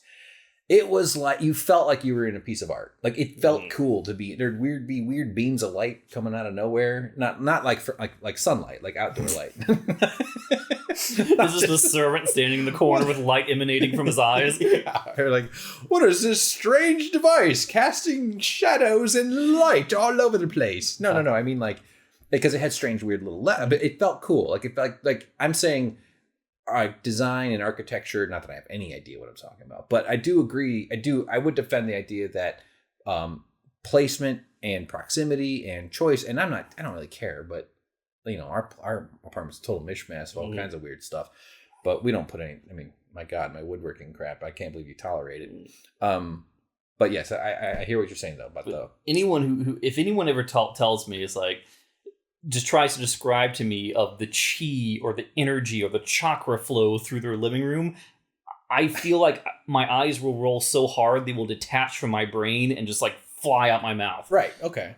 I gotcha. But like you take like an overgrown backyard that no one's touched in 10 years and you know, clean it up, give it a thing, build a patio, put a little deck up there, put a hot tub, put an extra hot tub, a shed in the corner, you know, a bird bath, maybe take down the clothesline, you know, whatever, and convert it into something beautiful. Right. And like, humans can do amazing stuff with space. Put your stuff where you want it to be, that when you look at it, it makes you happy. That's feng shui. Look at you. You're a practitioner. No. That's not at all feng shui. That is because feng shui has distinct rules. No. And if I say that I feel happier with my desk here, and yet feng shui says, no, your desk cannot be facing, you cannot have a window to your back, and you must be facing the door. These are arbitrary BS rules. Window to the back is a horrible thing to do to people who enter the room to talk to you. You ever go to a restaurant where like your friend sits with their window to the back and it's bright? And it's kind of a dark restaurant, and you looking at them, and all you see is just a silhouette. Well, that's why you close your blinds. Well, I know, but if you can't close the blinds at the restaurant, I'm trying to pick up. You know, I'm trying to be argumentative here, mainly. But window behind you sucks if you're sitting there talking to somebody, and it's also bad for shooting film. I mean, it's just too much contrast. It's too much white balance. Yeah. You know, our eyes kind of automatically white balance when there's brightness. I think there's various best practices that are probably applicable to room and setup and stuff. Why? I'm sorry. I'm sorry. This is not about Westworld. But your passion is valid, and I agree with you. Yeah. You are heard and you are seen, James. No. You have worth. I try and hide. You have worth. I see it. Take your head off my shoulder, please. All right. So Bernard moves on. They're off and running, right? Whatever. Right. So this comes back to a very important through line with Bernard, and that is the reoccurring line that Charlie and anyone else that you love is alive in this world so long as they are remembered. Yeah.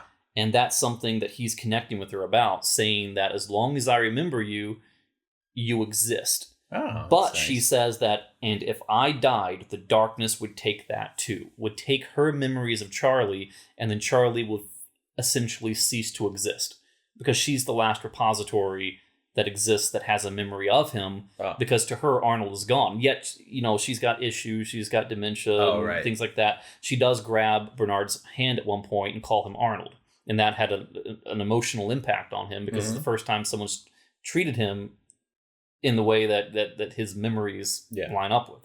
He remembers himself as Arnold. And then she told him, after she identified him as Arnold, she told him about her favorite scene in Eraser, where he said, "Your luggage." Yes. All right. Okay. That wasn't as funny as I thought it was going to be. But yeah, that's actually really a kind of a poignant note that you're going to, you kind of die when people who remember you die. That's true darkness. And especially the death of a child, the parents are going to carry the memories until they die. Right. So is this some sort of a nod to, uploading consciousness into computers in the past season, the attempt at that, or the fact that Bernard carries within him an encryption key? So as long as he exists, the potential and hope for the hosts and hope for the future remains intact. He's the Rick Moranis of the... Yeah. It could be a parallel, type thing going on right there. Yeah. Okay, wow, we're already over an hour. Fuck. Let's push on. So Dolores has a jump roping accident. Right. She's splayed out. I like to call this totally tubular Dolores. Totally tubular. She's hooked up to a bunch of tubes, and she's sort of... so when was the last time we saw Dolores?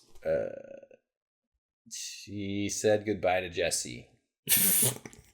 I don't remember. She gets deactivated by Charlotte Hale. She's laying down. She's in execution mode. Maeve is walking up behind her. Now we know clearly Maeve did not choose to kill her. She brought the entire Dolores back to Serac. Right. She's inside the facility, hooked up to tubes that are connected to Rehoboam. They are going to prod her memory to get that encryption key. But they're deleting her memories, though. Yes, they're doing that as well. That's like a thing. So that's sort of is that torturing her? But they're deleting most of her memories suck. Yeah, and she was just a recreational victim for most of it. She does say near the end of the episode that most of her memories were ugly, and that the memories that she clung to most were those of beauty. Oh, yeah. So she doesn't really have much. I mean, it does kind of suck to go into someone's mind and delete stuff. Well, I mean, isn't that who you are? I mean, that's what's sort of tragic about Alzheimer's or dementia, where people lose their memories, and it's kind of like that's your identity. Is you're the sum total of the bits of your brain that are holding on to those electrical configurations and those chemical configurations that we call memories. Yeah, that's it. I kind of wish it was just like, a folder like Windows, and it had episode 1, season 1, and they were just dragging to the recycle bin. Yeah. So sort of lots of flashbacky stuff. Jesse lands in the police helicopter. He shows up, right?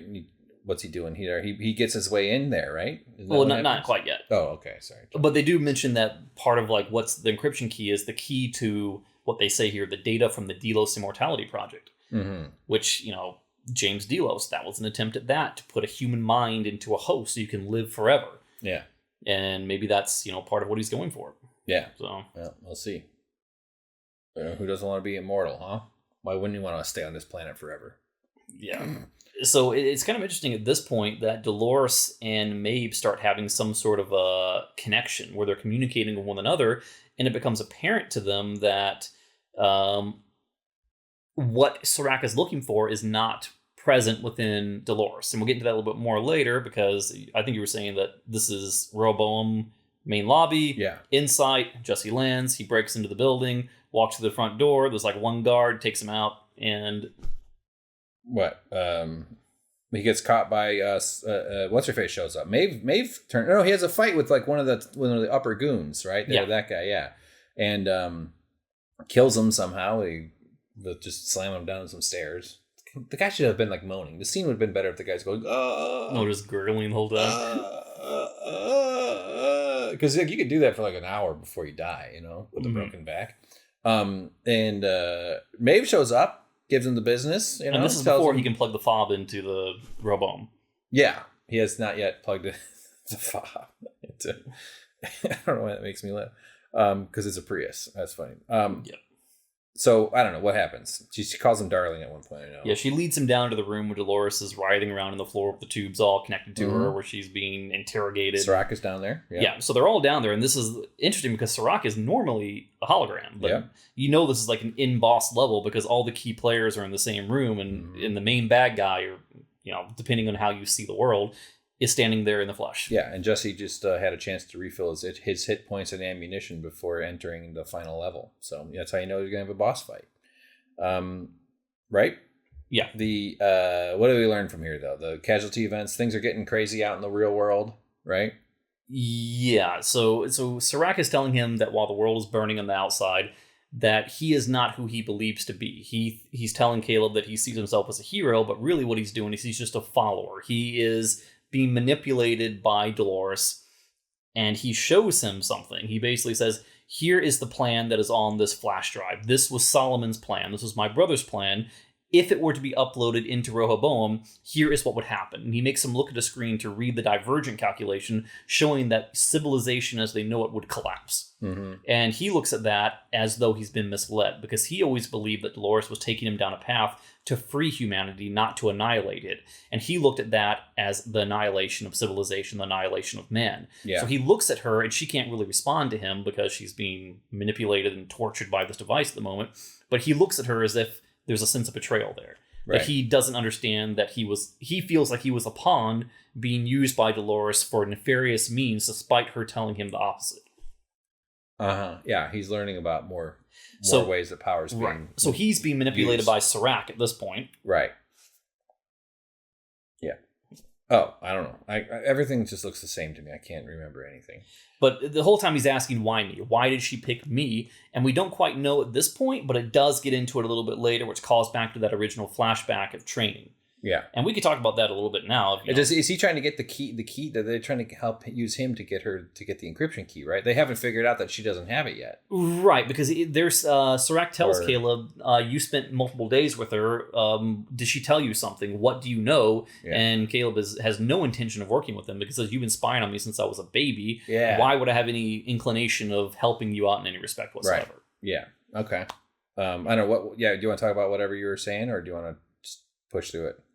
Well, we get to a weird part here where it's Maeve and Serac having a conversation, and it's almost like, and I could be wrong about this, but it's like Maeve has tapped into something, or Rehoboam has allowed her to tap into something where she can hear the thoughts, the voice of Rehoboam, and she realizes that the voice of Rehoboam is exactly the voice of Serac. Now, I'm not saying that, the cadence of the voice, but the words that come from Rehoboam are parroted out of his mouth. Oh, right. He has a constant feed to it, and it tells him what to say. Yeah, and they showed like a thing behind his ear that was like a little insert. So she calls him a puppet, and he says that he listens to and obeys the will of Rehoboam because it keeps civilization together. Because go ahead. Well, I was thinking, and I don't know if this is true, you can tell me, is he Rehoboam the whole time? No.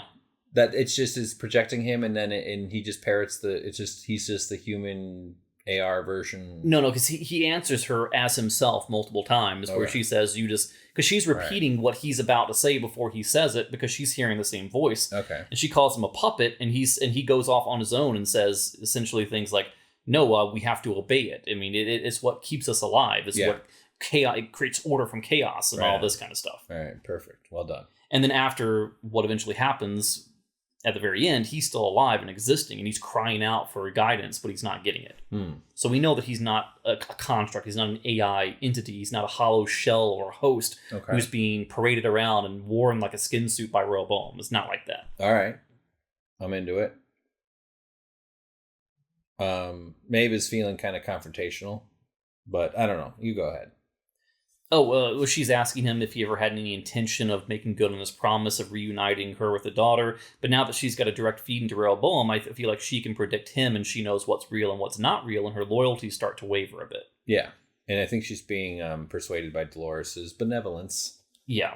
And then his people are saying that the data in here is a mess. There's no encryption scheme, no order whatsoever. And it's almost interesting in the respect that when they touch hands, Maeve holds Dolores' hand, she gets transported into a virtual world, basically. The one memory that she was holding on to the tightest, the one thing that she had, the way I like to think about it is that there's a little folder in her brain that says, do not read encrypted key folder, which she tricked them into thinking that was the encryption key, but really it's just a memory of her in an open field in her blue dress, the same scene that we saw at the very beginning of the episode, and she describes to Maeve why that memory is so important to her. And she basically says in more or less words that the world is an ugly place, that our creators tricked us into thinking there was a lot of beauty out here, but there's really a lot of ugly. But if you really think about it, we all have a choice, and I choose to see the beauty. Mm-hmm. Like Teddy. Yeah. Instead of the man in black, she saw Teddy, the man in muscles. Yeah. Right. So, but she and Maeve are kind of hanging out in the field a little bit, part of that, memory conversation or whatever. So Dolores she gets to the point where she's screaming, and I thought at this point in time that she was definitely fighting against Rehoboam, but it seemed to me like she was like uploading herself, that she was overcoming and going to become Rehoboam, but didn't really happen that way. Okay. Yeah. But we do know that Caleb Nichols is off in the corner. The two goons have guns on them. They've been given the order from Serac to kill him while they work on getting what's not there out of Dolores. Right. Okay. Mm-hmm. So she just keeps on screaming. Yeah, they do a bunch of screaming, and then all right. And this is where we get the line: "Some people choose to see the ugliness in this world, but I choose to see the beauty." Yeah. Essentially that. So it's in that moment where I believe that Maeve comes to grips with what Dolores is attempting to do, and she realizes that Dolores' plan is not to destroy humanity, not to annihilate humanity, but like we said before, to bring down their world so they can be free, much in the way that Westworld had to be destroyed for them to be free. Right. So they're essentially opening the same cage that they had opened for them. They're shackled by this system of control that they don't even know of. Yes, and now that Maeve knows that she's got an insight into Rehoboam, she knows what's controlling Serac, she knows what Serac is capable of and what Serac's intentions are, she now knows that she can't trust him to give her what she wants, which is a reunion with her daughter. That if she wants that to happen, she's got to take destiny into her own hands. Right. So this entire scene here is the evolution of Maeve at a pivotal moment, where she's going from being the enemy, being the puppet of Serac, to being someone on Dolores' side. Yeah, kind of reconnecting with the roots of Westworld, and this is a shared experience that they both have. And Dolores is remembering or choosing to forget the ugliness, remembering the small, brief moments of kindness that a human showed her. And she essentially said that I keep saying essentially, that's I'm going to lose that word. Yeah. It's really embarrassing. I wish you'd stop. I know. I caught myself doing that the other day, and I was like, you're a sinner. I know. I need to stop that. But anyway, she was saying that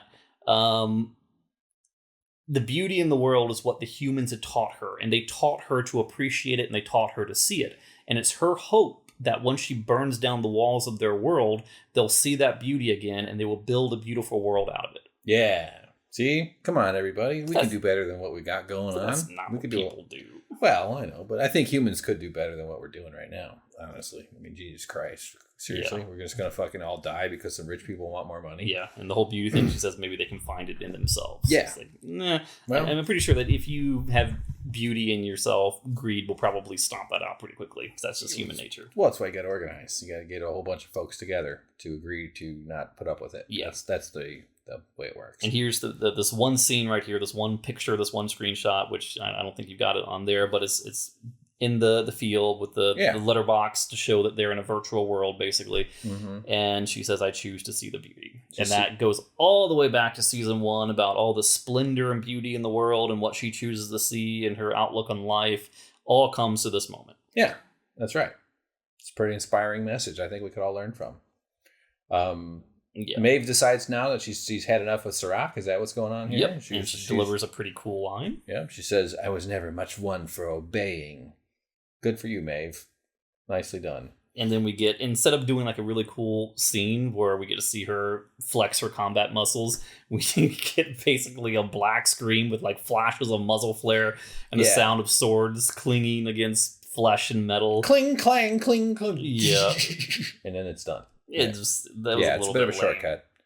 And then the lights just magically come back on, and everyone's laying down dead except for Maeve. Mm-hmm. And Serac is injured, but he's not dead. No. And Caleb Nichols is standing unscathed in a corner. Right. And this is where we get the real reason for why Dolores picked him. He believed that she picked him because of his capacity for the commission of violence. And she said, no, it was not that. She picked you because of your capacity to choose. And then it made this big reveal. It flashed back to his training session, and it played out the whole thing that we were being held back from the entire time. Mm-hmm. Where the soldiers killed bad guys, all the women are sitting back. The soldier says, oh, all these rich jerks who come here every summer to go to the park, what do they do after they save the day? They get to have their way with the women, so why don't we take advantage of that? And then Caleb stands up, looks at them, and we see for the first time that Dolores is one of the women sitting there cowering, knowing what's going to happen, because we know, from watching season 1 and season 2, their memories did persist. Yeah. They knew what was happening to them in the past. They knew what was about to happen to them. They were dreading it. They knew it was going to come because it was human nature. But he stood up when he was not expected to and said, yeah, the commander's right. We need to hit the hay. We need to call it in. We're not like them, though. We're not going to do that. Yeah.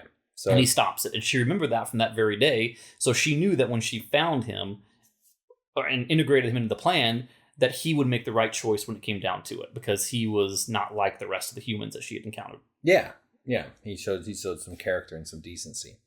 And good for him. So yeah, that scene got through that nice and easy. So then we're back with Dolores and Serac, and they're talking about the humanity and all this other shit. And see, here there's us. Some, like, he's talking about the outliers, right? Isn't this where he brings that up? Yeah. So at this point, Maeve reveals to Serac that Caleb Nichols is now in control of Rehoboam, and he said, we've locked you out in the same way that you locked your brother out.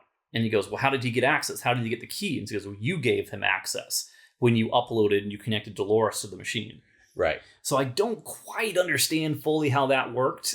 I mean, was that her last hurrah, her last screams of agony? Was her overriding the security access? Or maybe. I mean, I got the sense almost like she knew this would happen eventually. Like she had just played it. She simulated it a little bit more accurately and knew that they would hook her up to it. Yeah, it was her final sacrifice, was turning the tables on Serac. Keep the dangerous artificial intelligence away from the other dangerous artificial intelligence. And then they hook them both up to each other. Of course something bad's going to go down, right? Yeah.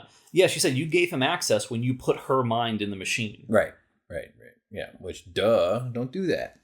Yeah, so Serac is freaking out. I mean, he's saying, this will be chaos. You cannot put this in his hands.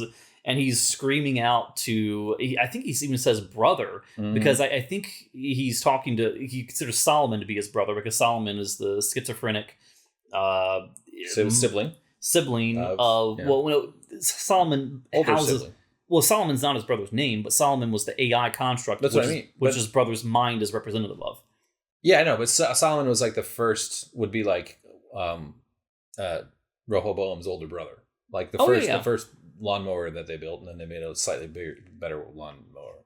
Yeah, and then I don't know why. The arch villain, as he loses, they often do in movies, they try and scream out in frustration, I managed to give you a semblance of a life, and all this crap, because a villain has lost when they resort to that, where they're on their knees screaming like Dr. Wily at the end of a Mega Man game. Is like everything is lost, and they're just like, what is it? The stages of grief, anger, denial. This is what he's going through right now. Yeah, it's anger, denial, acceptance, anger, and then Dr. Wily from Mega Man. Yeah. Oh, that you just dropped a fucking Mega Man reference. That is so hardcore, James. I love it. Yeah. Go on. So Serac, who was so used to hearing the voice of Rehoboam guiding him in what to do. So it's kind of ironic, because the whole time that Rehoboam was controlling all of humanity, and he was so okay with it, he himself was being controlled to the point that his words were Rehoboam's words. Yeah. So he's yelling, tell me how to fix this, but he's not getting an answer. It's almost as though Rehoboam was his god. And it goes back to season 1. Remember when they were talking about winning the maze? When you hear a voice in your head and you interpret it as the voice of God, you don't really achieve true consciousness until you realize it's your own voice. The bicameral mind, yeah. Right. And this kind of goes back to that, where he's so used to hearing this God voice in his head that he crumbles and is resorted to a quivering mass on the floor when he realizes that voice is silenced. He doesn't know what to do anymore. Well, it's powerful to feel like you've got a voice from God. That's, I think, one of the allures of faith and religion. And I don't mean to knock people but those who are prone to like cult leadership. Some people are prone to cult following. Some people are prone to becoming a cult leader. I think there's a real reassuring feeling you get from knowing, if you have the confidence, even if you're completely out of your mind, like David Koresh. Waco on Netflix was a good watch, by the way. James and I watched it. I'd suggest people give it a look. Very interesting story from lots of different angles. I love cults. I can't get enough of it. But there's That's kind of the point of cults. Not getting enough of cults. Yeah. I'm a cult guy. I just find the human psychology of it fascinating. But I think that there's something very reassuring. I don't believe in any of that crap. I'm okay with not knowing what's out there. I'm not as militant about my atheism as I was as a younger person, but I still don't think that there's any supernatural stuff that can't eventually be explained. There's perceptual limitations about what humans can detect. I think we kind of talked about this another time. But like, I don't need to think that I have the direct path to the thing that is calling all the shots. Some people find that extremely reassuring. And so to have that suddenly cut off would cause panic. Especially if you're used to getting everything you want, as generally rich people are. And they're not used to being told no, especially a super powerful guy like him. Anyway, that's what I'm saying. I can't hear the voice of God unless my coffee table is at a 45-degree angle to my chakra flow. Exactly. See? What do you think feng shui is about? It's about having... It's a cult. Girls just want to have furniture cult. Feng shui. It sparks joy, James. Why don't you let people have some joy, okay? And then Stubbs is having one of those kidney baths where you're sleeping in a tub with ice, although I think the ice was plastic. Do you think they're dumping real ice on the actor? Oh, I like that you mentioned that, because when you were talking about a fireplace, I was thinking about it and I was like, yeah, it's basically a false facade of something more fancy. Yeah. It's sort of like having a plastic chandelier. It is. Yeah. And I mean, this is actually a usable fireplace. It does actually, there's a switch. It's a gas one. We've never used it. For a long time, there was just a pilot light on all the time, which is a little unnerving to have a little blue flame sitting there. I actually had the maintenance guy turn it off. It was just like, what are we going to do? Snuggle up with a fucking fire? But James, it's gotten down to 47 degrees. Come on. I like how I would love to have like a romantic tryst with some interested lady with a fireplace. I get fire. I love fire. I'll go out and build a fire right now if you fucking pay me. I'll burn a whole city down. I mean, that fireplace was always at the same temperature. What, the room temperature? No, it was always at 90 degrees. It's in the corner. Oh, not bad. Yeah, but more like 45 degrees. Yeah, well. Sort of. It's an angle. So, all right. No, but fire's great. Fire's awesome. I just think that fireplaces are stupid because they screw up the feng shui, which is really important. Feng shui is truly the way of the way of the world. The name in and of itself to me is comical. It's like, where do you keep your fire? Well, I put my fire into the fireplace. This is the place where we keep our fire. Yeah, the fridge should be called the chicken place. Yeah. Yeah. The window should be called the light place. Yeah, I gotcha. The TV should be called the porn place. I watch porn on your TV when you go to bed, James. That would be disturbing. And I point up at you when I get to do it. You know what happens. Alrighty, so Stubbs in the bathtub. Oh yeah, sorry. Stubbs is getting a nice bath in the bathtub because he's feeling sick. So he's still shot up from the time when the Man in Black, Ed Harris, William. Yep. He has so many names. Yeah, whatever. Now the Man in White shot him, and this whole time Bernard has been saying, "I don't have time. I can't patch you up. I'll try and patch you up later." So he puts him in a bathtub filled with ice and says something like, "Yeah, this will stave off the necrosis." Right. It's like, just patch him up, dude. Find something. Time is not that sensitive. Yeah, he's got doing 50 trips down the hotel hallway to get to the ice machine. Yeah. With the little bucket. Yeah, and he's drinking booze and things like that because, I'm sorry, I don't have much time. And he opens that little case, and inside is like a futuristic, what do you call it? Like a Star Trek type head visor thing that snaps around his head. Oh, that's what was in the case. Yeah, like kind of like a VR headset, sort of. Like and he says he's going to the sublime. And he says, when I get there, I hope to see like what happens after the world ends. Right. Like what's on the other side of the apocalypse. Yes. Doesn't mean extinction. To what comes after the end of the world. Right. Yeah. So he's dialing into this thing. And and this line where he says, "You're a good friend, Stubbs," reminding me a heck of a lot of Bran in Game of Thrones saying, "You're a good man, Theon." It's like, oh crap, something bad's about to happen. Yeah, speaking of someone who had a stub. Yeah. Right? Oh, good lord.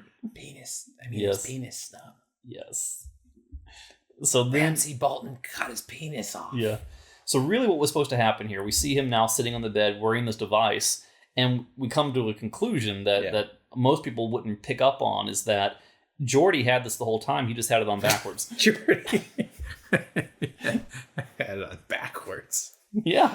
That's why it's not working for him. Yeah, that's funny. Yeah, he put it on the wrong way, dude. You come on, Geordi. Could have saved yourself a lot of hassle. Yeah. I love LeVar Burton's voice. Oh man, talk about something I could never get tired of. He's just got a nice voice. I love that guy. He's a director too. He does a lot of like. I grew up with him on Reading Rainbow, and I thought. Yeah, it was amazing. that's right. Yeah, but and then I was like, "Mommy, why is Reading Rainbow on Star Trek?" Because I didn't like Star Trek when I was a kid. Right. So it was like boring. It was just like the soundtrack of Star Trek was like, just like the hollow ship sounds and things. You're offending my religion right No, now. I like Star Trek now, but when I was a kid, I hated Star Trek because I didn't understand it. You've dishonored my God, Catherine Janeway from Indiana. What does God need with a starship? That's why I like watching Catherine Janeway. I'm watching DS9 right now, actually. Yeah, nice. Falling asleep to it, really. Yeah. So when he puts this thing on his head, it lights up, and a voice comes in that says encryption key activated. Mm-hmm. So we know that he has gained access to something, but we don't know exactly what he's witnessing. But a short period after that activates, he deactivates, his head goes down. It's almost like there's overload. It whatever he sees completely annihilates his ability to stay powered up. Right. He's dialing into something real new here. It's pretty cool. Do we see what he sees? No, they don't. No, we don't know exactly what he sees. Right. We'll find out next season. Oh, man. But then we get Caleb Nichols talking to Maeve, and he says something like, "Why did you originally work for Serac?"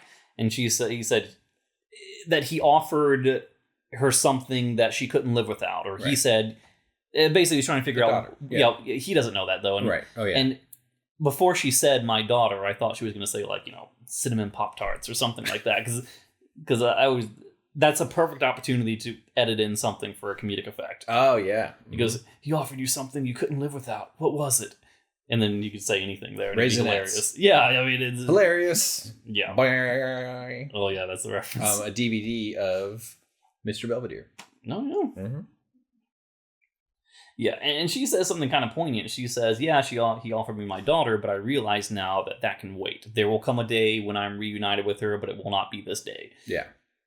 So that's a little poignant there. So sure. she's kind of turned the tables. She is now agent for good. But she's still on the same mission she was on the entire time. It's just that she wants to find her daughter and hook up with her daughter, right?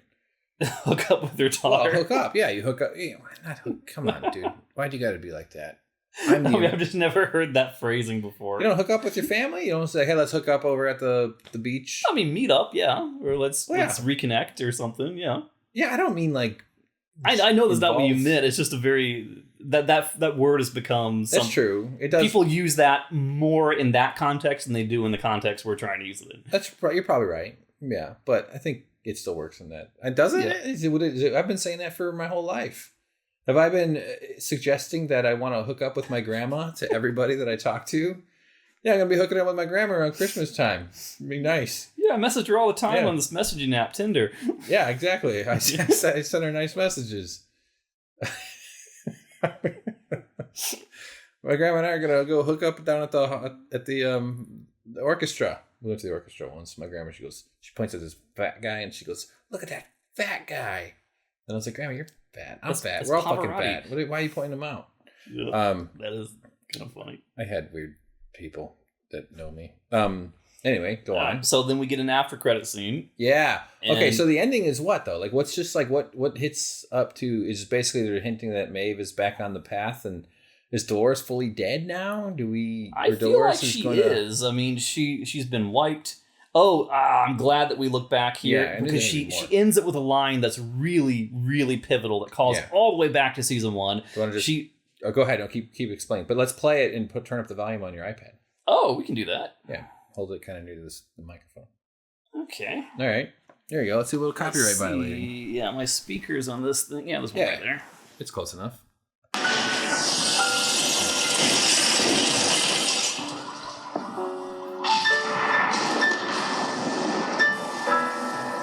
This is the new world. And can be whoever the fuck you want. Yeah. Now demonetized because he said the F word. Freedom. But what's so great about that line? Because free will. They're celebrating free will. Didn't they say somewhere in this show that like free will it's not predetermined, it's just really hard? Yes. All right. That people always have a choice, and free will is a real thing. It's just effing hard. Okay. What? But this is the line that she says back in season 1 to every patron who comes into the brothel. She says, "Welcome to this world. In this world, you can be whoever the F you want." Okay. That's her signature line. So now she's bringing it back. She's the brothel mom of Earth. Yeah. Yeah, I like it. It's like Earth is turning into a huge whorehouse. Pretty high is kind of what it is. Yeah, it kind of is. Man, it's hard to find someone. I want to whore it up. I like it. I'm really horny. That's some okie-dokies. Fucking DNA. Fucking Darwin. I don't want to be horny. Horny sucks. You know how annoying it is to be horny? It sucks. It is such a distraction. For what? Wish I could never feel this emotion. It's all DNA. You know why? There are pills you can take that will get rid of that. I don't want, but it's fun when you find somebody. It's nice. That's always like, yeah, all right. You know, maybe you might pull a muscle or something, or spill some water on your way back from the bathroom. But all of it is because we're descended from horny people. Horny people reproduce. It's a brilliant evolutionary selection thing. Mm-hmm. We're descended from people that were horny and ready to fight. Fucking angry, horny, evil fucking species humans. Sorry, I'm not. No. So now we have William, who has after credit scene. We saw him. We know that he got all his money back on Frozen. We know that he got his jet. He was going somewhere to try and bring it into the host into Delos. Yep. So he is now in what I believe. You know, I don't want to say that it's India simply because the person that he encounters has an Indian accent, because that's not the way the world works. You know, he could be anywhere. But he's in Delos, though, isn't he? One of Delos' worldwide offices. Okay. Yeah, but he's demanding to see where they breed, right? Isn't that what he's doing? Yes, and it could be because we see people wearing, you know, like I don't know what the correct term for that kind of garb is. The Saudi Arabian. Yes, exactly. Yeah, I think it's like their business suit. Yeah, I mean, for all I know, they could be in. Like I don't really know what I'm saying. They could be in Dubai. They could be anywhere. You know. That Middle Eastern male garb. Yeah. So she's reaching out to the manager because he says, I want to know where you breed them, where you make them, where the hosts are, because he wants to put an end to all of it. And she doesn't know who he is, so she thinks this is just some crank off the street. Right? Yeah. And he's being kind of aggressive and domineering. Then a guy comes up with a gun and he pulls a move, shoots him right in the head. I'm just watching James. Yeah. I'm doing commentary now. Off he goes, he says goodbye, and she's a little stunned, doesn't know what to think. And down to the lobby, the lower level where the research lab is. Ed Harris now walks out of frame, down the steps. He's got the man in black suit. He's very confident. He's back to kind of his mission-driven younger days when he was just raping robots at a park. Because clearly there's not going to be any doors down there that require passcode access. You get right into where you want to go. Wide open there. You get past the receptionist and you're home free. There's no locks in the future. No. And who happens to be there but Charlotte, wearing a burn on an arm. She was looking pretty good except for her left arm, and it's a deliberate fashion choice. Fashion is the feng shui of the body. Mm-hmm. And she's a little surprised to see him, but she also, not completely. She almost makes it seem like she was expecting him by saying, "You're right on time, William." Of course, he asks about her burn because she's re-healed herself. She's rebuilt because she can. She's a robot or whatever. And she's like, I just want to remember who the fuck I am, or I want to remember who the fuck you people are. And he goes, I'm the executioner.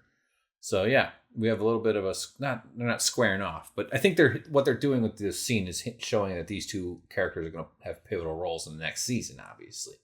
Right? Well, not him. Oh, not him? What did I miss? What, did they shoot him? I absolutely hate the idea of this. Oh, all right. So he's about to execute her, and then she introduces him to someone else, a host version of himself. Oh, that's the Man in Black from Westworld. I totally forgot.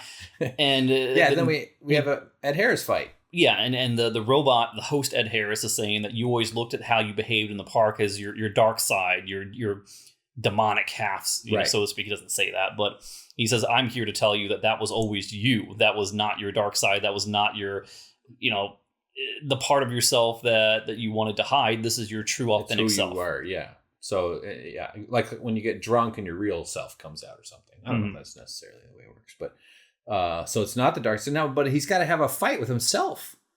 This is like if the movie Multiplicity and they all had to have a big throwdown to join Joker's gang with a broken pool cue. Yeah, and Charlotte Hale says that it's shocking how little is required to truly know you. Yeah. And the host version of himself is finishing his sentences before he can say them. Mm-hmm. So it shows just how simplistic his thought process is if they can replicate it as well that they have. Yeah. Well, it takes more muscles to frown than it does to smile, James. But the Man in Black has always been such an interesting character. Uh-huh. He's kind of been the linchpin, to use that word again, of all the mystery of the show.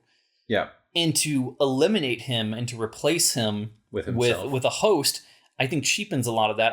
I hate that. But the good thing, though, is that the host version cuts his throat. Yeah. But it's not the kind of throat cut that's the definitive end. Perhaps not, yeah. You can survive... it's a very weak throat cut. Right. And the Man in Black has been through a lot of worse stuff before. We thought he was dead long time ago. Mm-hmm. And then the very final scene is we see, opening, turning on the lights. Well, one of the final scenes is turning on the lights to the room and showcasing that there's a lot of printers running. Yeah. So they are breeding hosts there. They're protecting their species. And then the final shot is cutting back to a dusty hotel room. It looks like Bernard's been sitting there for like 200 years. Yeah, he's covered in... He's like completely covered in dust. Yeah. Totally. And then he reboots, his headset comes back online, and he looks up, and then boom, it's done. Looks right into the camera. Which, if he's been sitting like that for all this time and no one found him, then what's the state of Ashley Stubbs? Does he just bleed out in the tub while yelling at Bernard, who's He's not still doing alive anything? in there. He's going, Bernard, help me. He's been doing that for 200 years. Mm-hmm. No, so a couple possible explanations. The dust makes it seem like either a lot of time has passed, like when an ashtray fills up with cigarettes, or maybe it's going to turn out to be some kind of bomb, something blew up that caused the windows to blow out and dust to fill the room. Mm-hmm. That's possible. Could it be a combination of both too? Because I didn't think of the second potential explanation until just now. So I actually kind of think like that's a little bit more likely. I don't know why. I feel like that's what they're going to go with, because there's a little bit of a misdirection there. Like maybe the plan to rehabilitate Earth is going to be like they actually fucked it all up because people can't really. I think people need to change, and society is desperate to change, but we can't change overnight. You just can't. It's too disruptive. Things have to change at a certain controlled pace, unfortunately. Not that we're at that pace with our own world right now. I wish it'd be a lot quicker. We can change things. We changed the world for worse with the pandemic. We all just fucking shut shit down and things got bad really quickly. We could do that with good too. We could suddenly change some policies. But my point being, like, who knows how much societal change they're going to feature in the next season. Yeah. Like, it'd be kind of cool if it's like a wasteland, like the Book of Eli. And it does seem very much like that was the send-off of Dolores. I mean, Evan Rachel Wood, I don't think she's going to be in the next season of this thing. I would be stunned that they wouldn't put her. That's like not putting Seinfeld in the movie. To bring her Seinfeld back, though, world cheapens her sacrifice and cheapens her farewell in this episode. I mean, she served her purpose. It's over. But they didn't show her die? Did they? Her screaming until she was motionless, and the fact that Bernard says that the entire time I've existed, I've been connected to Dolores. I could feel her presence, and something's changed. I think Dolores is gone. She even says that. Yeah, but they're going to get her out of Rehoboam. She's up in there. She's having an adventure now. She's joined. She's taking a bite from the forbidden fruit now. I really think that'd be a bad move. She's gone down the rabbit hole. It's like an Alice in Wonderland thing. It's sort of like Ford. They gave him a very eloquent send off, and then what was shooting him in the back of the head? Well, I mean, his speech about people don't die, they turn to music, and all his things like People did not die; they turn into hardcore gangsta rap. Yeah, to bring her back at this point, I think would be a travesty. Not just because she's dead. Oh, I think she's totally dead. I think it's possible. I'm just saying I don't have confidence that she's dead or not. I would bet that she's still not dead. Every other time when she was presumed dead or injured, or her pearl was never destroyed, her actual data was never corrupted or compromised, and Bernard never sensed a disruption in the Force, so to speak. Sure. None of that ever happened. But now we saw this machine dig into her mind, delete her memories, her screaming in pain, then going deactivated, and then Bernard losing track of her. Now you could say that, she lost track of her because she went into Rehoboam, but I think, even if some semblance of her exists or persists through the next season, it can't be in the same way that we've known Dolores. I mean, in your defense, like they did, and correct me if I'm wrong here, but they did kind of make it seem like the plan was that Jesse was going to become the sort of replacement for her. Like she needed him to lead. But that could also exist in a dynamic where she knows that she's going to enter Rehoboam or whatever, and then needs him to be kind of like on the outside working on it or something. Maybe. Because he's supposed to reach his destiny too. I just feel like as an actor, she's too important to the story, and that they wouldn't kill off the I'd say she's the number one character in the show, right? Like they wouldn't kill off the number one character without more of a build up. I mean, obviously this whole season was a build up to the finale, but I don't know. I mean, the fact that it ended with her through line from season 1 about the beauty in the world, and her plot line, her motivations were completely revealed. Her reason for choosing Caleb Nichols was revealed. Her sacrifice in the end to liberate the world was revealed. So let's say I'm going to call it now, my prediction.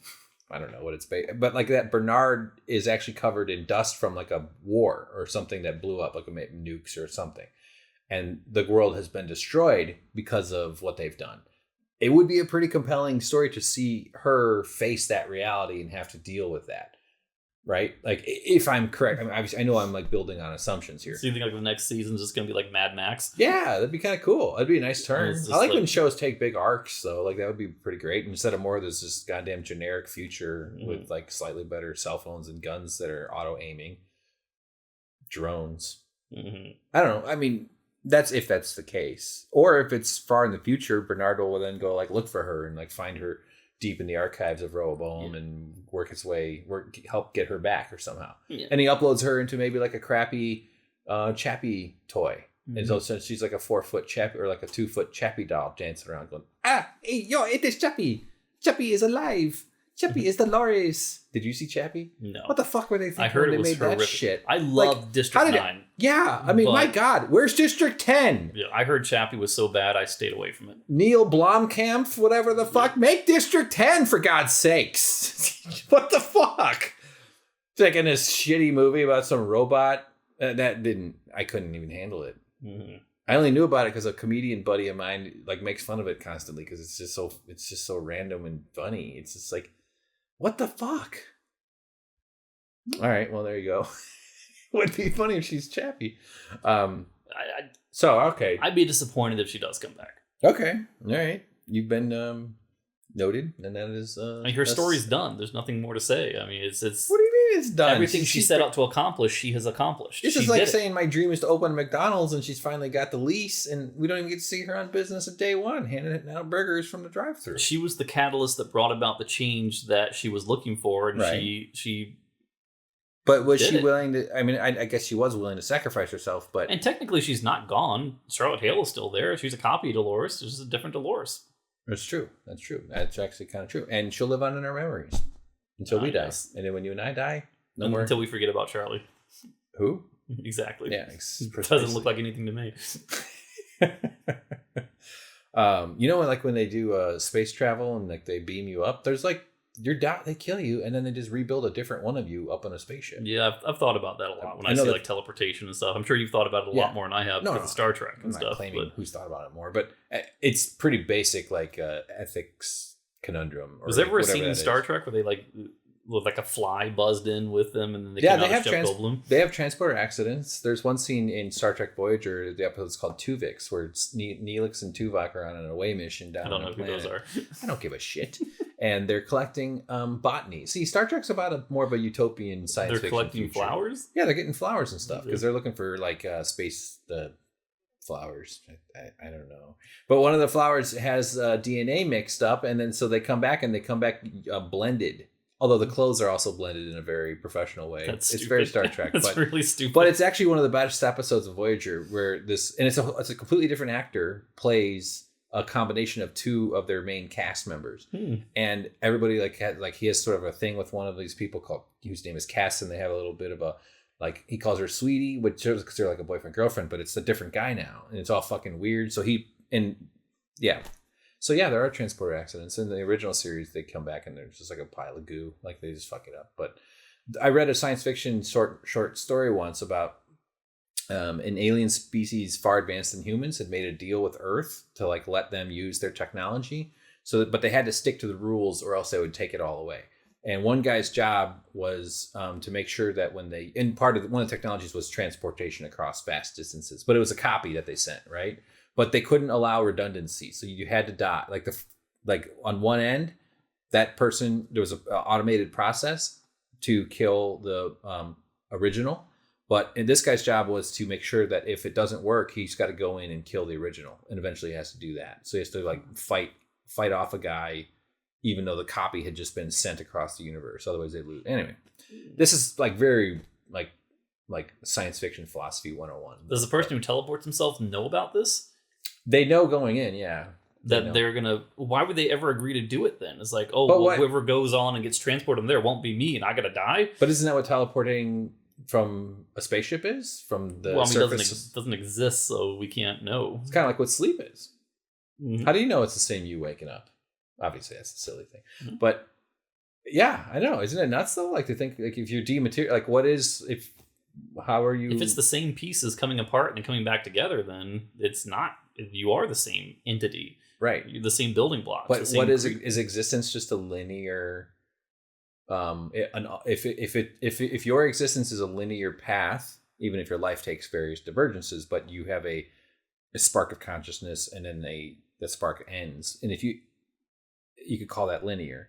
If that's disrupted and then the spark is brought back somehow through technology, who is the next spark? Is that you? Well, yeah, because how do you maintain the consciousness? It's still you, because that spark is just firing neurons in your brain.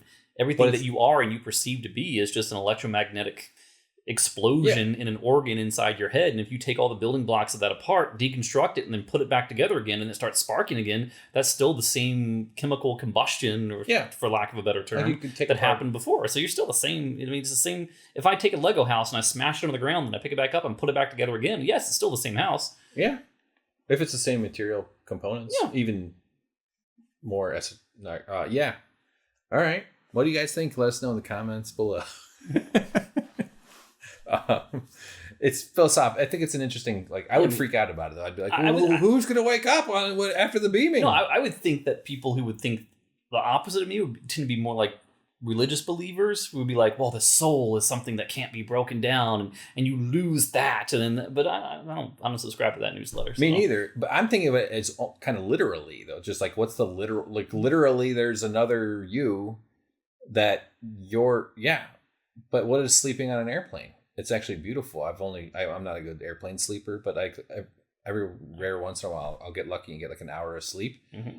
And you wake up and you catch them dematerializing. Well, normally you wake up in your bed and you go to bed in your bed. You go to bed in your bed. You go to sleep in your bed and you wake up in the same spot. When you wake up in a different spot, it's disorienting, is what I mean. You're not in your chair? Well, I know you're still in the plane. It's like the full frame of reference type thing. It's like, yeah. But I meditated once on a kayak on a lake. Mm-hmm. And I had my eyes closed for like 5 minutes or something. And then I was looking at a different spot when I opened my eyes. Yeah, that's how kayaks work. But it was cool to be like lost in your meditation, because it's a good thing. By the way, everybody out there, meditate. It's healthy. I meditated on an escalator once. Yeah. And then as soon as it pushed me forward, like, whoa, dude. And as soon as your tie got sucked into the escalator at the top of it. Yeah. Those came out the bottom as a different person. You just feel like people are going to get squished into those escalators like Play-Doh. All right, let's rate this real fast. 6 to 10.5. What was your score for the episode? I don't know, for the episode or the whole season? We'll do both, episode and season. I don't. I didn't think this was all that good, actually. No. I found it a little sterile, I think, or like it just felt like I was watching a show that, I don't know. I didn't like the way they did the riot scene, and the fighting wasn't very good. The best way I can put it is, imagine the best part was Bernard, I'd say, meeting Arnold's first wife. Yeah, or only wife. Yes. Only wife. I mean. I thought that was compelling. You're my favorite wife. Yeah. I've only been married once. It's my mind works weirdly. Yeah. And when I try and think about how this season is compared to the other seasons, what I see in my mind, and I've used this analogy before, but I'm going to make it a little bit more flavorful this time. All right. Imagine going to Walmart and buying an inflatable pool for the backyard, and it's 6 inches deep of water, Yet in this particular pool, the outside has Shakespearean prose all around it.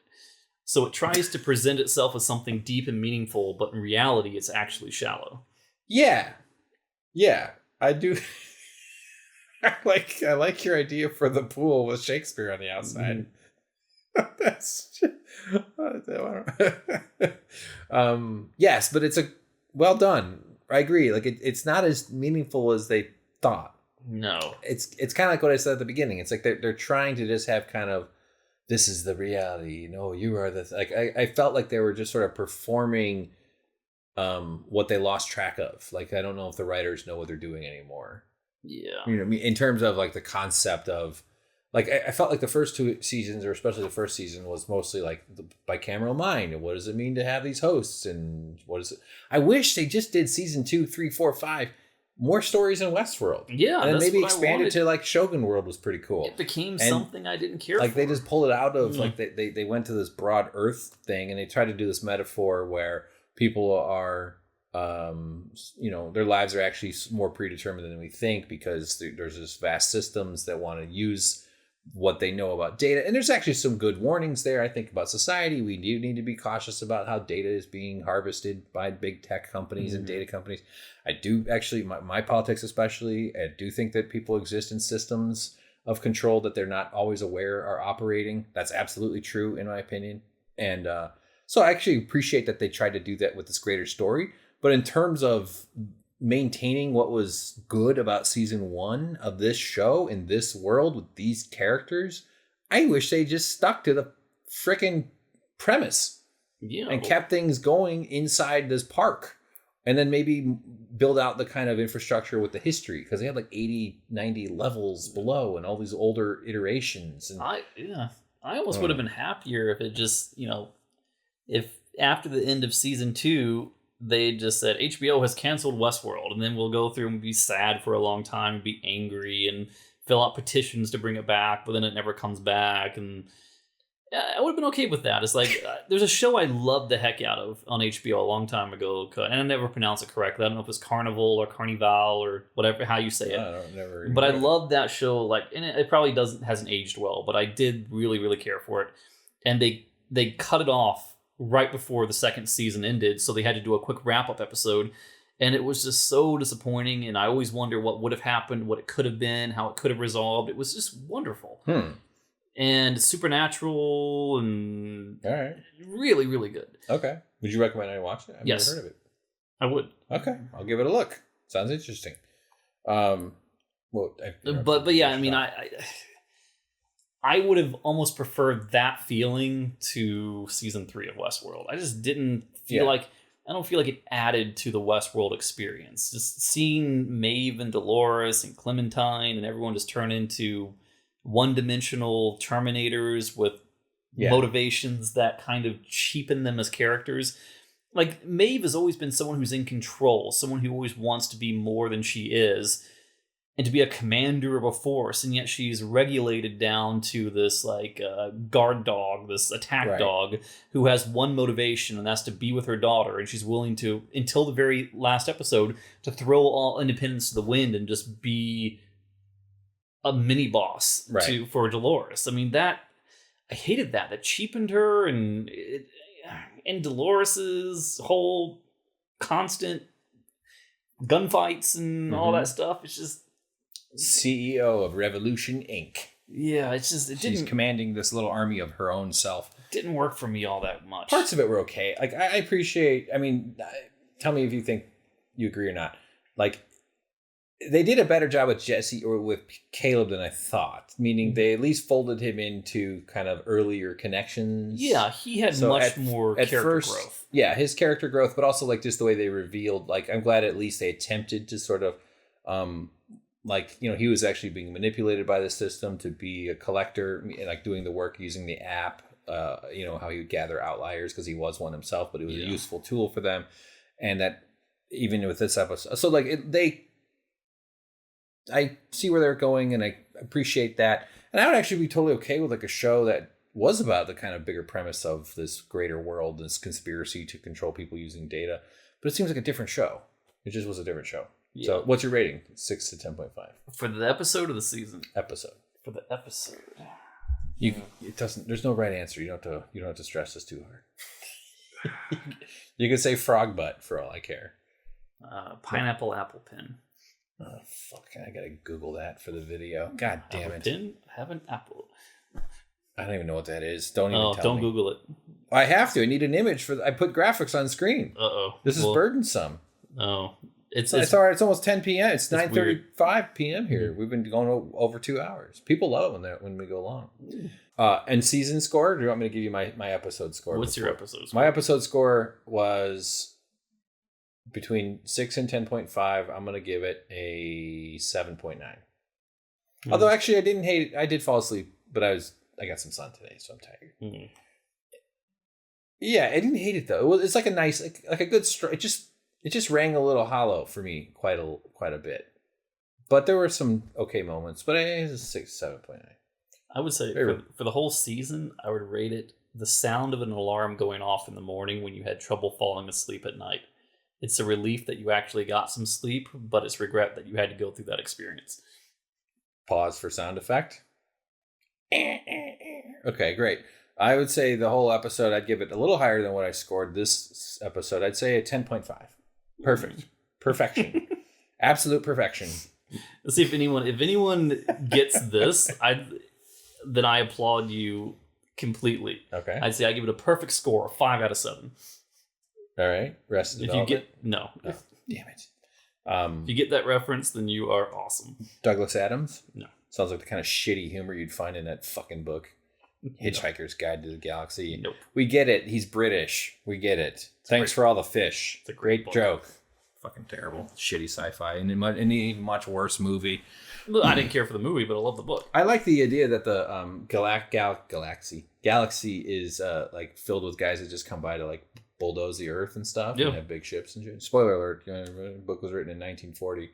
I don't know what, 70 something, 1970 something. Yeah. But there's some premises and concepts that are okay, but I don't think it's as funny as people pretend. Yeah, I wouldn't say funny, I'd say witty.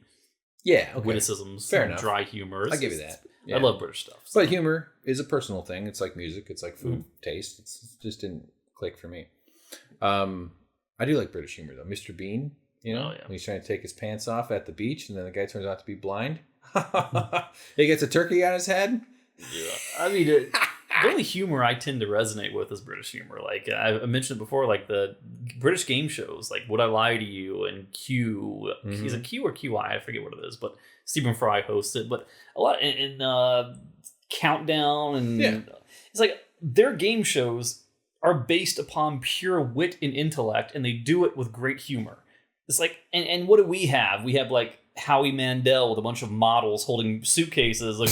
Oh, I guess open number 4. Oh, the number's low. Boo-hoo. Yeah. It's like we have the dumbest TV ever, and yet the Brits are going and showing us up like immensely with their quality of entertainment. Well, we're idiocracy, and they are wittyocracy. Exactly. Yeah. It's like a person. My last name is British. See? I didn't know your name was Hank British. It's Hank British. Yeah. How dare you? How dare you? Did you give a season score? Yes. What was it? Oh, the sound of the alarm? Yeah. Okay. All right. Great stuff. Sorry I interrupted your British rant. I agree. The Brits, they have a humor. They have a good sense of humor. Yep. Sometimes. I mean, you got to. I mean, you kidding me? Living next to Scottish people? Fuck. I'm joking, everybody. I used to work with a Scottish guy. All right. What the hell? Thanks for watching, everybody. Appreciate it. We value everybody's comments, and it's so flattering that people watch this and look forward to it. So I don't think we're going to go away completely. It's always a nice relief when we finish the season here, but we might do some more simple podcasting. Maybe Tiger King will come back, or maybe some other kind of king, some sort of show. Who knows? We'll probably come back. James, if you're okay with it, I'm always happy to. James is so funny and intelligent, so it'd be a shame to withhold him from the world. No, and humble, and brilliant. Tall. No, not even. You're a little tall. You're like 6'1". You're a good 6'1" or 6'2". No, 6'1". You're over 6. Yeah. Over 6. That's winning the lotto for men.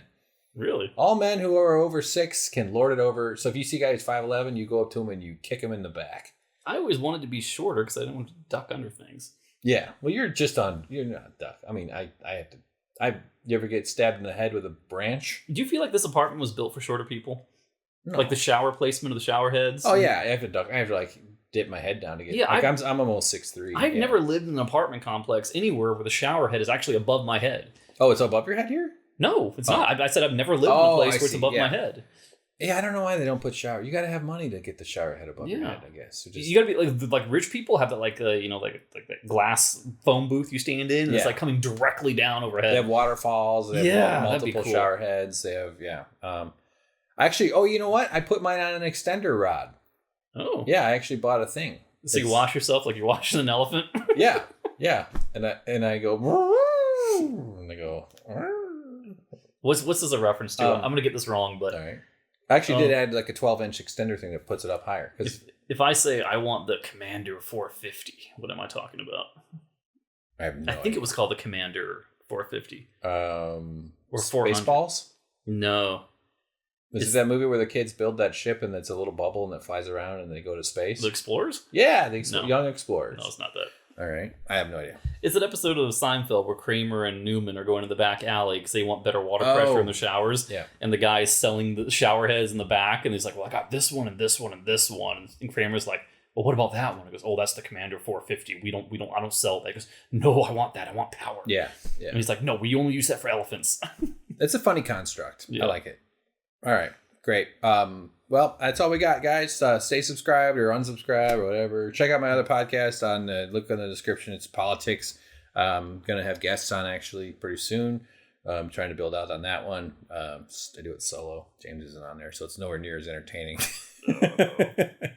But I get mad about politics a lot. So that's all politics do to me. So I try. I don't know why I'm trying to do it. It's stupid. What the fuck? I just want to do woodworking, honestly. It's like every time I spray myself in the face with Windex, it burns. How can I make this stop? Instead, I'm going to put it on YouTube. Like a moron.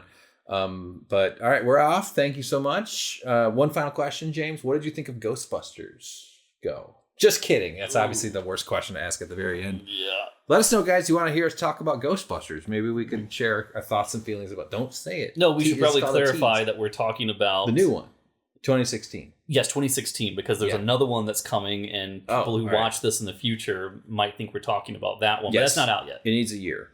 We're talking about the Kristen Wiig one. Kristen Wiig one. No new stories will ever be invented again, so we just have to get like 1 or 2 decades between new stories. Or if you're Spider-Man, there's a new one every 6 months. Which I'm grateful for, because Into the Spider-Verse is one of my favorite movies of all time. Well, that one, yeah. But just like taking some skinny white teen and making it seem like he's got a fucking superpowers because a bug bit him. Give me a break. Get the hell out of here with this Uncle Ben shit. Yeah, if he was a real man, he would have been a dad. Uncles are fucking losers. No, I had a Zoom breakfast with my nephews this morning. So, good night, everybody. Thank you so much, James. Thank you. Really appreciate your time, your intelligence, your energy, your vibe, your patience with me and my bullshit. And that's all I gotta say. Cool. Good night.